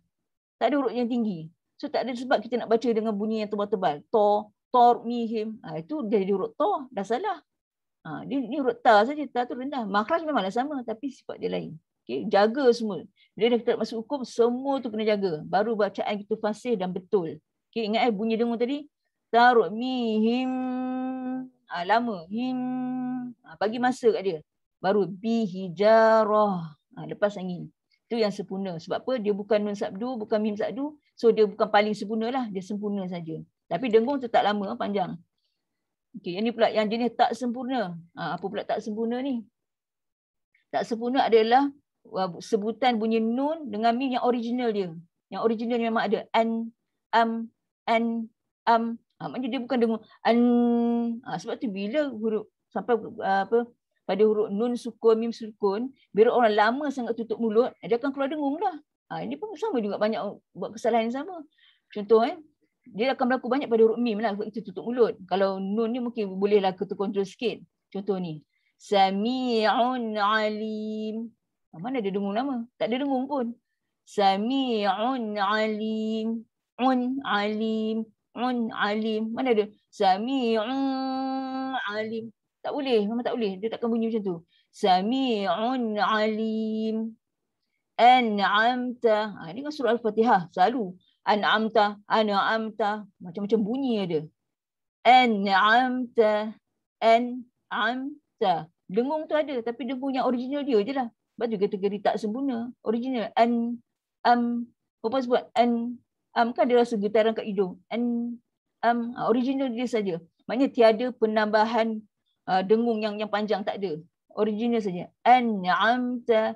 Ingat ni hamzah, ni ru'ain beza. Iaitu sebab tu makhraj tu kena jaga.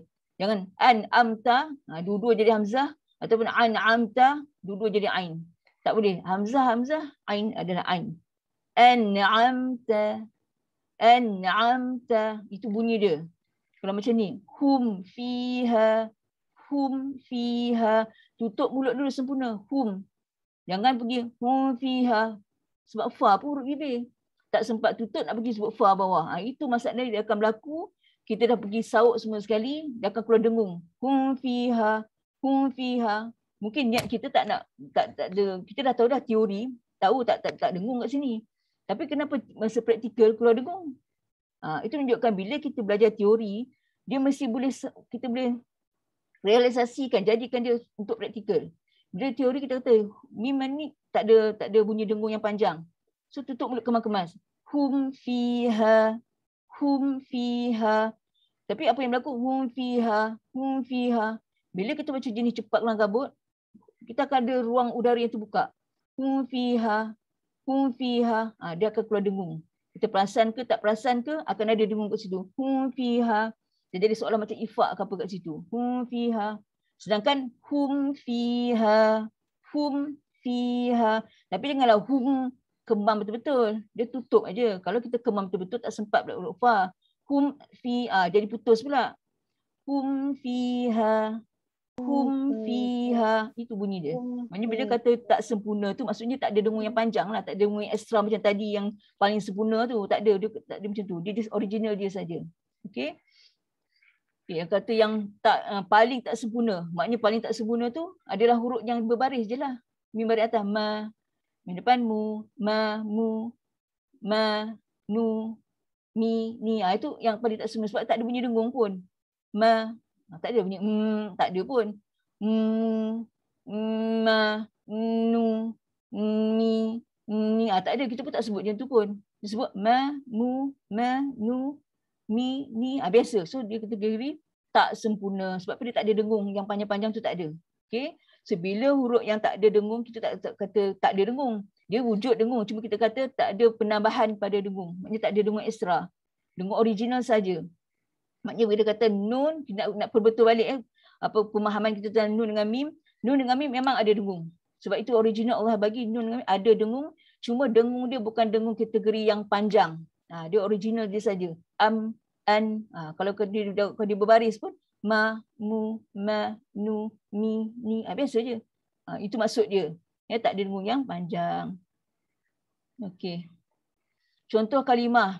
Okey, pun dengar kita dengung lah. Nak baca ni pun dah 9 suku. Kita tengok fokus pada yang merah-merah ni lah. Nak tengok dengar dengung. Ingat berdengung mesti panjang. Jangan baca dengung yang pendek-pendek. Tak sempat lagi. Bikum min ni'mah wa ma bikum min ni'mah. Bunyi dengung dia. Wa ma bikum min ni'mah. So itu panjang, sempurna. Summa. Perempuan kena biasakan dengan dengung yang panjang. Jangan summa.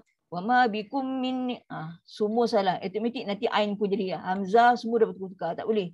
Sempurnakan setiap satu, insya-Allah akan dapat semua yang lain pun betul. Ingat Quran dia macam tu, itu dia mukjizat bezanya Quran. Kita kalau salah kat sini, automatik yang belakang pun akan salah. Dia takkan tiba-tiba kat sini salah, tiba kita baca semua betul. Takkan. Kita akan jadi sangkut kat depan nanti. Kita akan tahu kenapa sangkut. Sebab area mungkin sebelum kita dah ada salah dah. Okay. Kita fokus pada yang berdengung je lah. Faminhum man.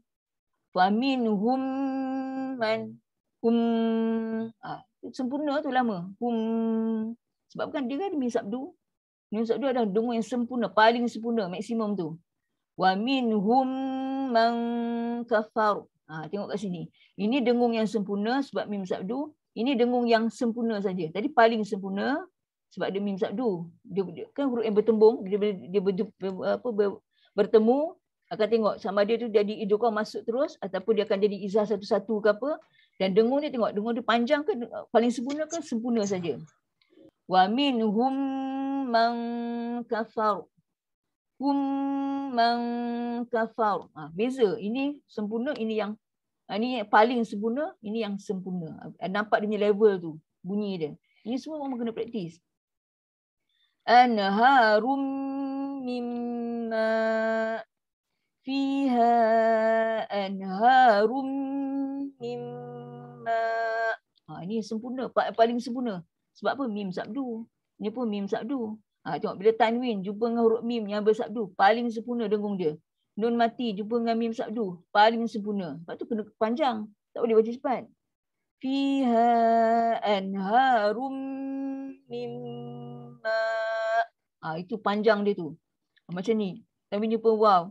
Tanwin jumpa huruf mim. Kan merah-merah ni kan ada tempat untuk kita dengung. Tak pandai hukum kita, tak apalah. Just dengar bunyi dia. Asiniu wa anharum. Asiniu wa anharum. Contohlah macam tu. Paling sempurna. Siu paling sempurna. Dengung dia lama. Asiu wa anharum. Tengok. Habis semua langgar. Semua salah. Mesti mat badal. Siu. Dengung yang paling sempurna. Sebab apa jumpa tanwin jumpa dengan huruf waw. Kita akan belajar nanti ma'al gunah. Siu wa anharum. Lama, semua dengung yang lama. Ini contoh-contoh dengung yang lama. Yang paling sempurna. Kalau macam ni. Walakin ja'alna. Walakin ja'alna. Itu ni ada mat tadi kan. Okay, kita wakil kat sini lah nakkan bunyi tu. Walakin ja'alna. Lepas angin. Dengung kat sini. Walakin. Dia bukan sempurna. Dia yang bukan paling sempurna, dia adalah sempurna saja. Walakin ja'alna. Dengung dia tu tak panjang. Cuma dia tak sempurna, yang dia tak paling sempurna. Paling sempurna kalau jumpa mim sabdu dengan nun sabdu. Kalau macam ni. Nuran nahdi. Nuran nahdi. Ini sempurna ke? Ini paling sempurna ke sempurna? Kita kena biasa paling sempurna dengan sempurna. Nuran nahdi. Ini adalah kategori paling sempurna. Sebab apa? Nun sabdu. Tanwin dengan nun sabdu. Memang maksimum punya dengung. Nuran nahdi. Itu bunyi dia. Man nasya. Man nasya. Pun paling sempurna. Sebab tu lama. Man nasya. Man nasya. Tengok. Dah lah pendek. Tak dengung. Benda sabdu pun tak ada. Semua salah. Dia mesti. Man nasya. Paling sempurna. Dia memang lama. Kalau kat sini. Qul ara'aytum ma anzalallah. Ini paling sempurna sebab mim sabdu. Ini sempurna saja sebab dia adalah kategori ifak. Kita boleh hukum nantilah. Tapi ini kategori sempurna. Sebab dia bukan mim sabdu. Dia bukan jumpa nun sabdu. Sekarang dia jumpa huruf zai. So bila jumpa huruf zai, dengung dia adalah sempurna saja. Tapi tetap panjang. Tetap panjang bukan maksud suruh pendek. Panjang juga. Cuma dia tu sempurna dengan tak paling sempurna saja. Qul ara'aytum ma anzalallah. Kalau bunyi Allah, lepas angin. Anzalallah. Anzalallah. Itu bunyi dia. Okey. Lepas tu. Lakum. Lakum. Mim sabdu. So dengung dia paling sempurna. Paling maksimum. Lakum mirrizq. Ni tak adalah, tak ada hukum dengung kat sini. Yang mana merah-merah ni lah. Kita nak dengar dengung dia. So bila apa-apa baca Quran, jumpa yang hukum-hukum yang kena dengung, mesti dengung yang lama. Bukan dengung tu pendek. Dia dengung mesti yang panjang. Kalau pendek tu maknanya sama ada jadi izhar, yang original saja. Ataupun nun sukun, mim sukun, itu memang dia original yang pendek je lah. Macam tu je. Tapi ini memang kena bagi maksimum. Kum. Bunyi dia macam tu. Okay, kalau selama ni baca pendek, kena panjangkan. Okey. Dia dah masuk izhar. Tapi tak tahu sempat. Tak ada secara umum lah. Sebab ni dah 9.20 dah. Secara umum lah dulu. Tak sempat masuk izhar. Okey. Tak apa. Nun mati dan tanwin tadi tu, yang kita bunyi dengung-dengung tu. Okey. Nun mati dan sukun, nun sakinah ataupun sukun dan tanwin bertemu dengan huruf hijaiyah. Okey. Bila nun mati ataupun sukun tadi dan tanwin jumpa dengan huruf hijaiyah. Kan ni huruf nun. Nun tu sukun ke tanwin ke, jumpa dengan satu lagi huruf. Bila dia bertemu. So bila dia bertemu, dia akan berlaku apa yang akan berlaku? Akan timbul hukum apa? Dia ada hukum izhar halqi. Izhar halqi. Dia akan jadi idgham. Kalau kita dalam buku ada sampai dia asingkan idgham ma'al guna, idgham bila guna. Ini kalau buat jadual tu ada sampai 5 dah. Tapi macam ni 4 topik besar, ada sub-sub dia. Tapi sama je benda tu. Maksudnya apa yang akan berlaku bila nun mati atau tanwin jumpa dengan huruf hijaiyah yang huruf lain-lain tu, apa akan berlaku? Dia akan berlaku hukum izhar halqi, akan berlaku idgham al-guna ataupun idgham bila guna, akan berlaku ifa' hakiki ataupun akan berlaku iklab. Inilah hukum-hukum yang akan berlaku bila huruf tu bertemu. Kalau samari mungkinlah kita tahulah izah halki, memang tahu dah, majoriti orang semua dah tahu. Cuma bila nak apply tu macam mana? Adakah memang ada dengung ke, tak ada dengung ke, dengung tu panjang ke, ataupun dengung tu memang panjang tapi perempuan yang macam pendek. Itu semua tu, itulah masuk bab ni. Okey. Kesempurnaan bagi seorang membaca Quran itu ialah apabila hukum izah, idgham, ifa, iqlab, mat dan qasam mampu dibaca dengan betul dan tepat. Jika kesemuanya lengkap, maka dia adalah seorang yang fasih, baik yang fasih lah atau baik bacaannya. Maksudnya kita boleh apply semua. Makhraj betul, sifat betul. Bila jumpa hukum pula tahu dengung dia nak lebih banyak mana, ataupun tak perlu dengung sangat ke, atau dengung tu macam maksimumnya dengungnya sempurna. Semua tu kalau boleh, semuanya kita orang yang fasih lah. Okey. So kita tengok ini sampel simbol. Simbol nun sakinah atau sukun tu dan tanwin apabila bertemu huruf hijaiyah. Okey, nun mati dan tanwin bila jumpa huruf hijaiyah, huruf lain tu alif bata semua tu, yang kita tadi cakap tadi akan muncul hukum izhar, halki, idgham bila guna, idgham al guna, ifa hakiki, iqlab. Ini adalah 5 memang standard apa kata major topik lah untuk nun mati dan tanwin. Dan oleh kerana dia kan ada satu-satu buat izhar, idgham, ifa, iqlab ni semua, dia punya simbol pun akan berubah. Okay, kalau kita tengok izhar dalam Quran kita akan nampak pattern macam ni. Kalau nampak pattern macam ni, tanwin dia betul straight macam ni, bentuk dia 69 dan nun dia ada sukun, itu adalah kategori izhar halki. Sebab tu kalau orang tak faham izhar halki, tak ingatlah nama dia, nama macam susah di idgham ni, nak hafal tak reti. Betul first time nak ngaji kan. Tapi dia boleh cam je lah tanda ni, tengok simbol ni. Nampak simbol ni betul-betul selari macam ni, tak payahlah dengung. Itu maksudnya izhar. Nanti kita akan perdalamkan kan. Okay. Kalau idgham bila guna, ma'al guna, ifa, simbol dia akan guna simbol macam ni. Tanwin dia sengit. Macam ni tanwin straight. Macam ni sengit. Dia sengit. Atas sengit, bawah pun sengit. Depan dia 99.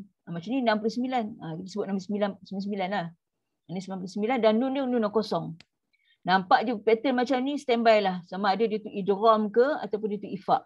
Itu kita nak cam. Kalau macam ni standby, dia mesti izhar. Dia wakil untuk izhar. Macam ni wakil untuk salah satu ni lah, idgham ke ifa ke. Kalau macam ni, nama dia kan ni ada tanwin, ni ada mim kecil. Apa boleh sejumpa dalam Quran apa ada benda ni. Ini adalah simbol mewakili untuk iqlab. Dia ada mim kecil. Nanti kita belajar satu-satu ni. Tapi nak tahu bahawa dalam Quran Al-Rasmani simbol ni adalah untuk hukum iqlab. Macam mana nak baca? Itulah kita kena praktikkan. Okey. Lepas tu ni kita tengok izhar kita 9.25. Boleh lepas tak ni? Lagi 10 minit boleh tak? Boleh Ustazah. Sebab minggu depan dah tak masuk kan? Okey boleh Okey kita pergi very fast. Okey kita masuk yang first izhar halki. Kita ada tahu tadi ada main 4 bab yang besar tadi, izhar, ifa, idgham, iqlab. Okay, so kita ambil satu izhar. Yang first kali. Apa maksud izhar? Izhar maksudnya terang, jelas, nyata, zahir, benda yang dizahirkan. Itu kalau zahir bahasa Melayu kan zahir, maaf zahir batin. Kita minta maaf zahir batin. Zahir kan benda kita nampak luar, jelas. So sama dengan izhar maksudnya terang, jelas, nyata. Halqi ni apa? Allah daripada halqum. Ni halqum, huruf halqum. Halqum, kerongkong, mengeluarkan setiap huruf dari makhrajnya tanpa sebarang penambahan pada gunah. Maksudnya bila keluar huruf tu, dia bunyi yang original, bukan ada dengung-dengung yang lebih. Tiada tanpa sebarang penambahan pada gunah ataupun dengung. Okay. Itu maknanya huruf halki, izhar jelas, halki adalah pada huruf pada halqum. Ini huruf halqum, apabila bertemu dengan 6 huruf pada halqum. Pun dah belajar makhraj huruf, dah tahu dah. Huruf hamzah, ha, ain, ha, kha, ni semua dah tahu dah. Ni sebab tu makhraj tak boleh, tak tahulah, lupa, tak boleh, mesti kena tahu dah. Lepas tu wajib dijelaskan sebutan huruf nun dan sifat asal dia. Okey, kedudukannya yang jauh tidak akan menghasilkan bunyi dengung yang panjang, hanya bunyi gunah yang pendek asli sahaja. Okey, kadang kita baca teks ni biasalah kadang faham tak faham. Tapi kita tengok penerangan dia. Okey, kita cakap tadi bila kita kata izhar, simbol ni yang straight, atau straight, kalau depan 69, kalau nun dia ada sukun. Okey. Apa maksud dia? Kalau yang tanwin yang bagi bawah ni maknanya baris bagi huruf. Kalau mungkin ba atas ba, itu baris dia lah. Kalau macam ni tanwin untuk baris untuk nun mati tadi. Kan kita kata tanwin kan ada nun mati yang tersembunyi yang tak nampak tu. Maknanya baris dia ni untuk mewakili untuk nun mati. Okey. Satu ini baris untuk huruf, ini baris untuk nun mati. Ini pattern yang simbol yang Rasmani guna untuk ni. So bila nampak pattern macam ni, automatic guarantee 100% wajib. Semua sekali cakap. Bila mesti jumpa huruf ni. Nun mati tu ataupun tanwin jumpa dengan huruf-huruf ni, confirm dia akan guna simbol ni. Takkan lari lagi dah.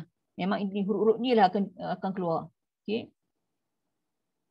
Okey, bila kita kata tadi, okey jap Kita kata tanpa bunyi dengung yang tanpa sebarang penambahan pada gunah. Okey. Bila nun, okey ni nun.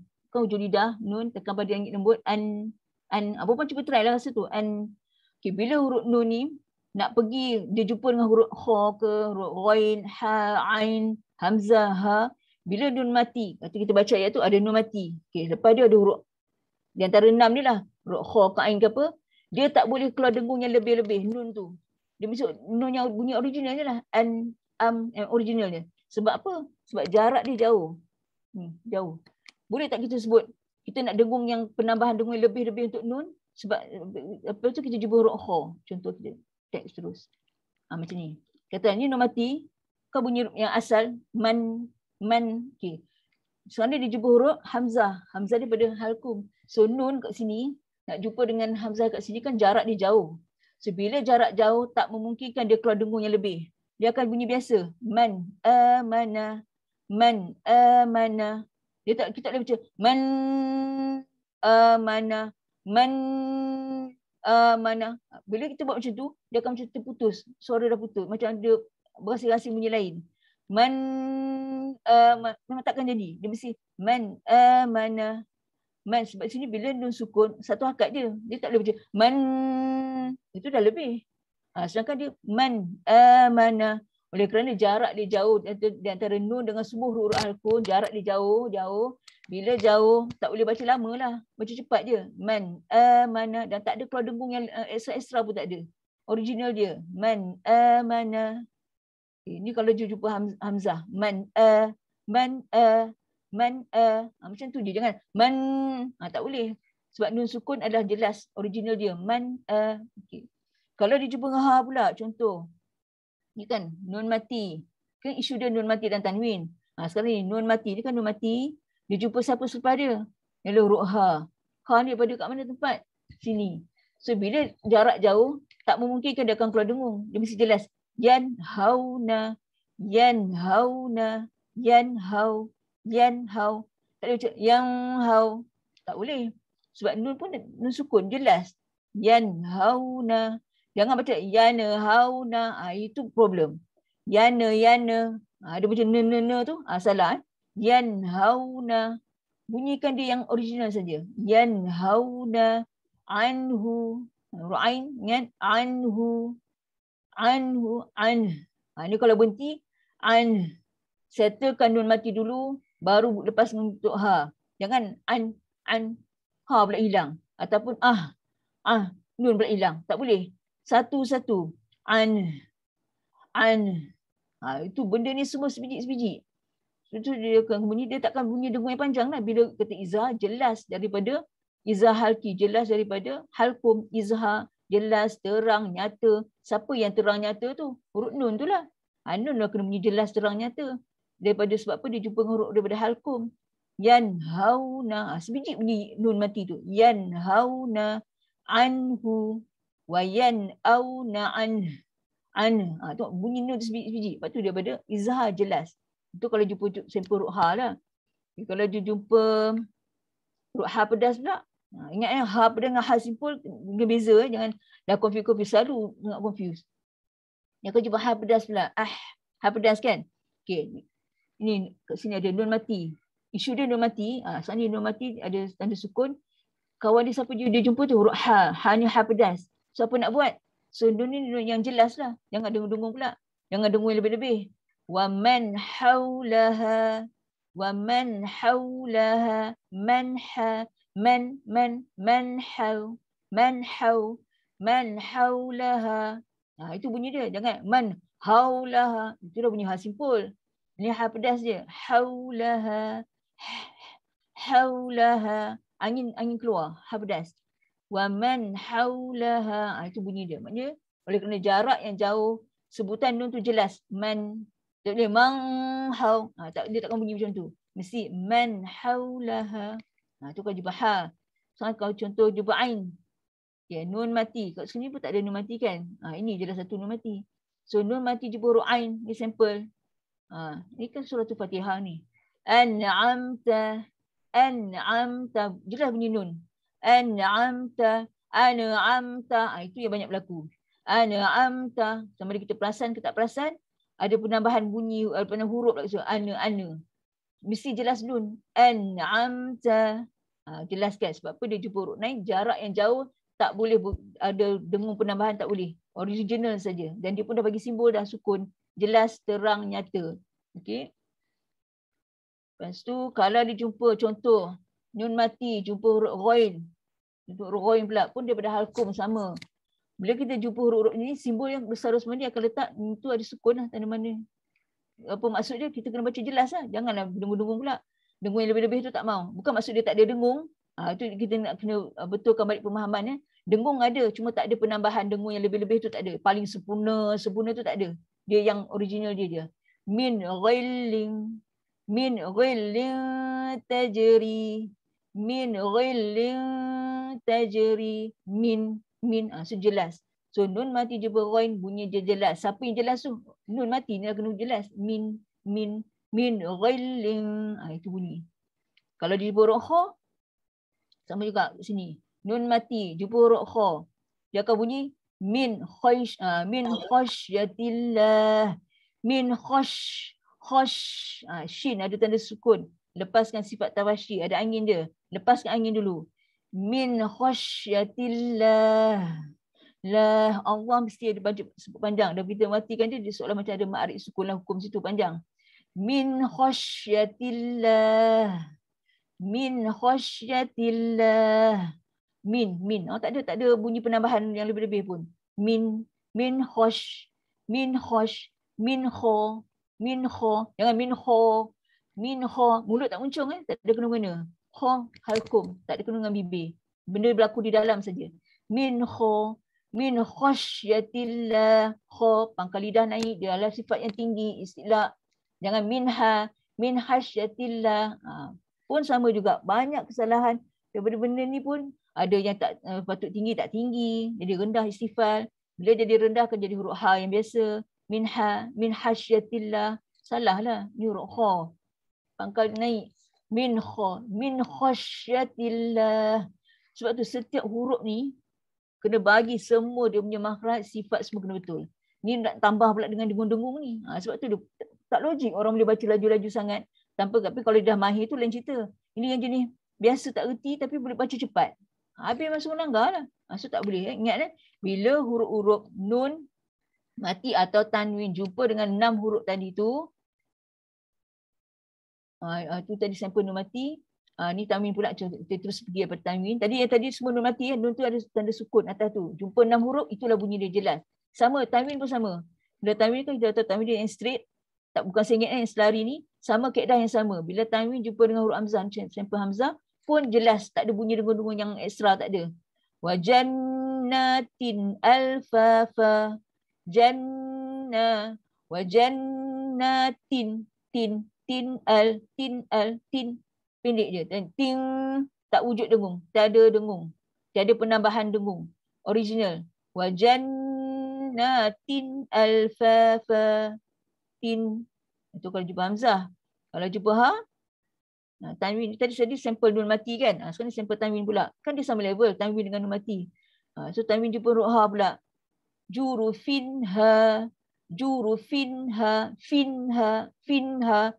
Finha. Tak ada. Takkan wujud. Sebab jarak jauh takkan keluar dengung.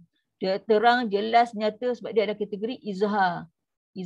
Halki sebab huruf yang kita jumpa ni huruf dari halkum. Sebab tu bunyi yang jelas tu, nun tu mesti bunyi jelas. Kat sini tak nampaklah nun. Sebab nun tu ada dalam tanwin ni yang tersembunyi. Jurufinha. Itu bunyi dia. Okay. Kalau yang ni, tanwin, jumpa huruf, kita sampel huruf ha pedas pula. Tapi ni kategori tanwin. Tanwin, jumpa huruf ha pun sama. Tak ada penambahan bunyi dengung lebih-lebih. Alimun hakim. Mun hakim takkan wujud. Takkan boleh jadi. Dia mesti jelas. Dan bentuk pun 69 yang kita simbol dia. Izhar.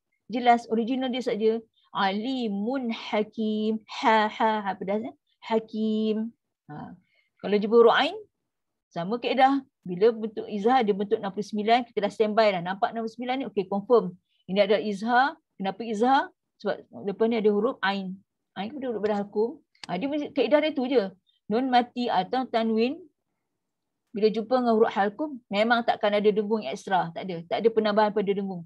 Original saja. Maksudnya bila kita baca azabun azim. Azabun azim. Bun azim. Jelas-jelas bun. Bunyi tanwin tu jelas. Bun azim. Jaga roh ain semua ni. Itulah maknanya bila kita tu kalau jumpa huruf ain kan. Ini kalau jumpa huruf ain sama juga. Automatik. Kalau tanwin nun mati jumpa huruf ain, automatik dia akan bagi sampel dia. Kalau tanwin macam ni 69. La'afuun ghafur. Wun. Jelas. Wun ghafur. Inna. Ini kan dengung sempurna. Paling sempurna. Panjang. Inna allaha la'afuun ghafur. Fur. Tu dia tu makrik sukun. Darah pun akan jadi ruang yang tafkin tebal. Fur. Ini dengung paling sempurna. Okey, kat sini tak ada dengung. Sebab apa tak ada dengung? Sebab ini adalah tanwin jumpa dengan huruf ghain. Kenapa dia tak dengung? Sebab jarak dia jauh. Nun dengan ghain tu jauh. Halkum. So takkan ada dengung. Tapi sebab tu dia kena tak ada dengung. Kena jelas kena bunyi tanwin tu. Wun. La'afu wun ghafur. Tu jelas. Okey. Kalau jumpa huruf kha, sama juga tanwin jumpa huruf kha. Kha pun daripada halkum. So oleh kerana dia pun halkum, memang jarak dan jauh. Takkan bunyi dengung yang tambah-tambah, original saja. Alimun khabir. Ini ra dia mesti ra nipis tarkik. Sebab apa tarkik? Sebab sebelum dia huruf ya. Ni ya mat ke ya lin ke, ra ni akan dia ra yang tarkik. Kita ni semua pun dah belajar dah. Sebab sekarang ni apa yang penting nak kena apply itulah. Apa yang kita dah tahu tahkim, tarkik apa semua tu, nak apply itulah kena ikut sebiji. Ini kalau kita baca sempurna kan, dengung paling sempurna. Innallaha alimun khabir. Murid yang muncul kha dalam dia. Kha angkat pagi lidah. Pangkal lidah. Khabir. Kalau tak buat senyum, sebenarnya tak ada perkataan senyum. Maknanya kita nak tarik bibir kan. Mari ke bawah. Khabir. Nak jadikan dia tu nipis. Kalau kita buat ke depan khabir. Tu jadi tafkim. Tak boleh, dia salah. Dia roh yang tarkik nipis. Khabir. Nipis je. So ingat, bila jumpa dengan ha pun sama tak ada dengung. Bunyi dia jelas. Okey. Boleh. Ini punya latihan.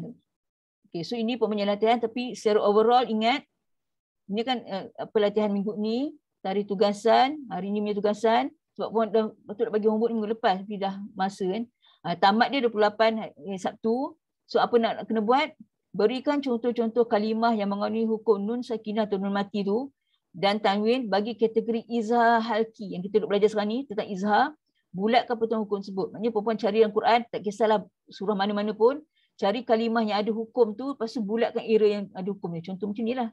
Macam ni kan ada satu kalimah, mana yang ada hukum tu perempuan bulat lah. Bulat ke color, tak kisahlah cara apa pun, tapi area yang ada hukum tu perempuan tandakan. So kita boleh tahu perempuan ni faham ke tak faham. Ini untuk kategori nun mati, jumpa dengan huruf-huruf ni, ini kategori untuk tanwin. Jangan copy dekat sini. Carilah dalam Quran, carilah perkataan lain. Menunjukkan perempuan faham ke tak faham. Kita dah bagi dah siap-siap huruf ni. 6 huruf ni daripada halkum. Tapi nakkan contoh tu. Cari dalam Quran, apa-apalah kalimah mana dalam Quran, apa surah pun tak apa. Nanti sampel untuk nun mati sukun. Nun mati, ini untuk kategori tanwin. Okay. So secara keseluruhannya, secara umumnya, bila kita sebut pasal nun mati dan tanwin, jumpa dengan huruf daripada halkum, nama dia izhar halki. Izhar maksudnya jelas, halki daripada halkum. So yang jelas tu siapa? Stop.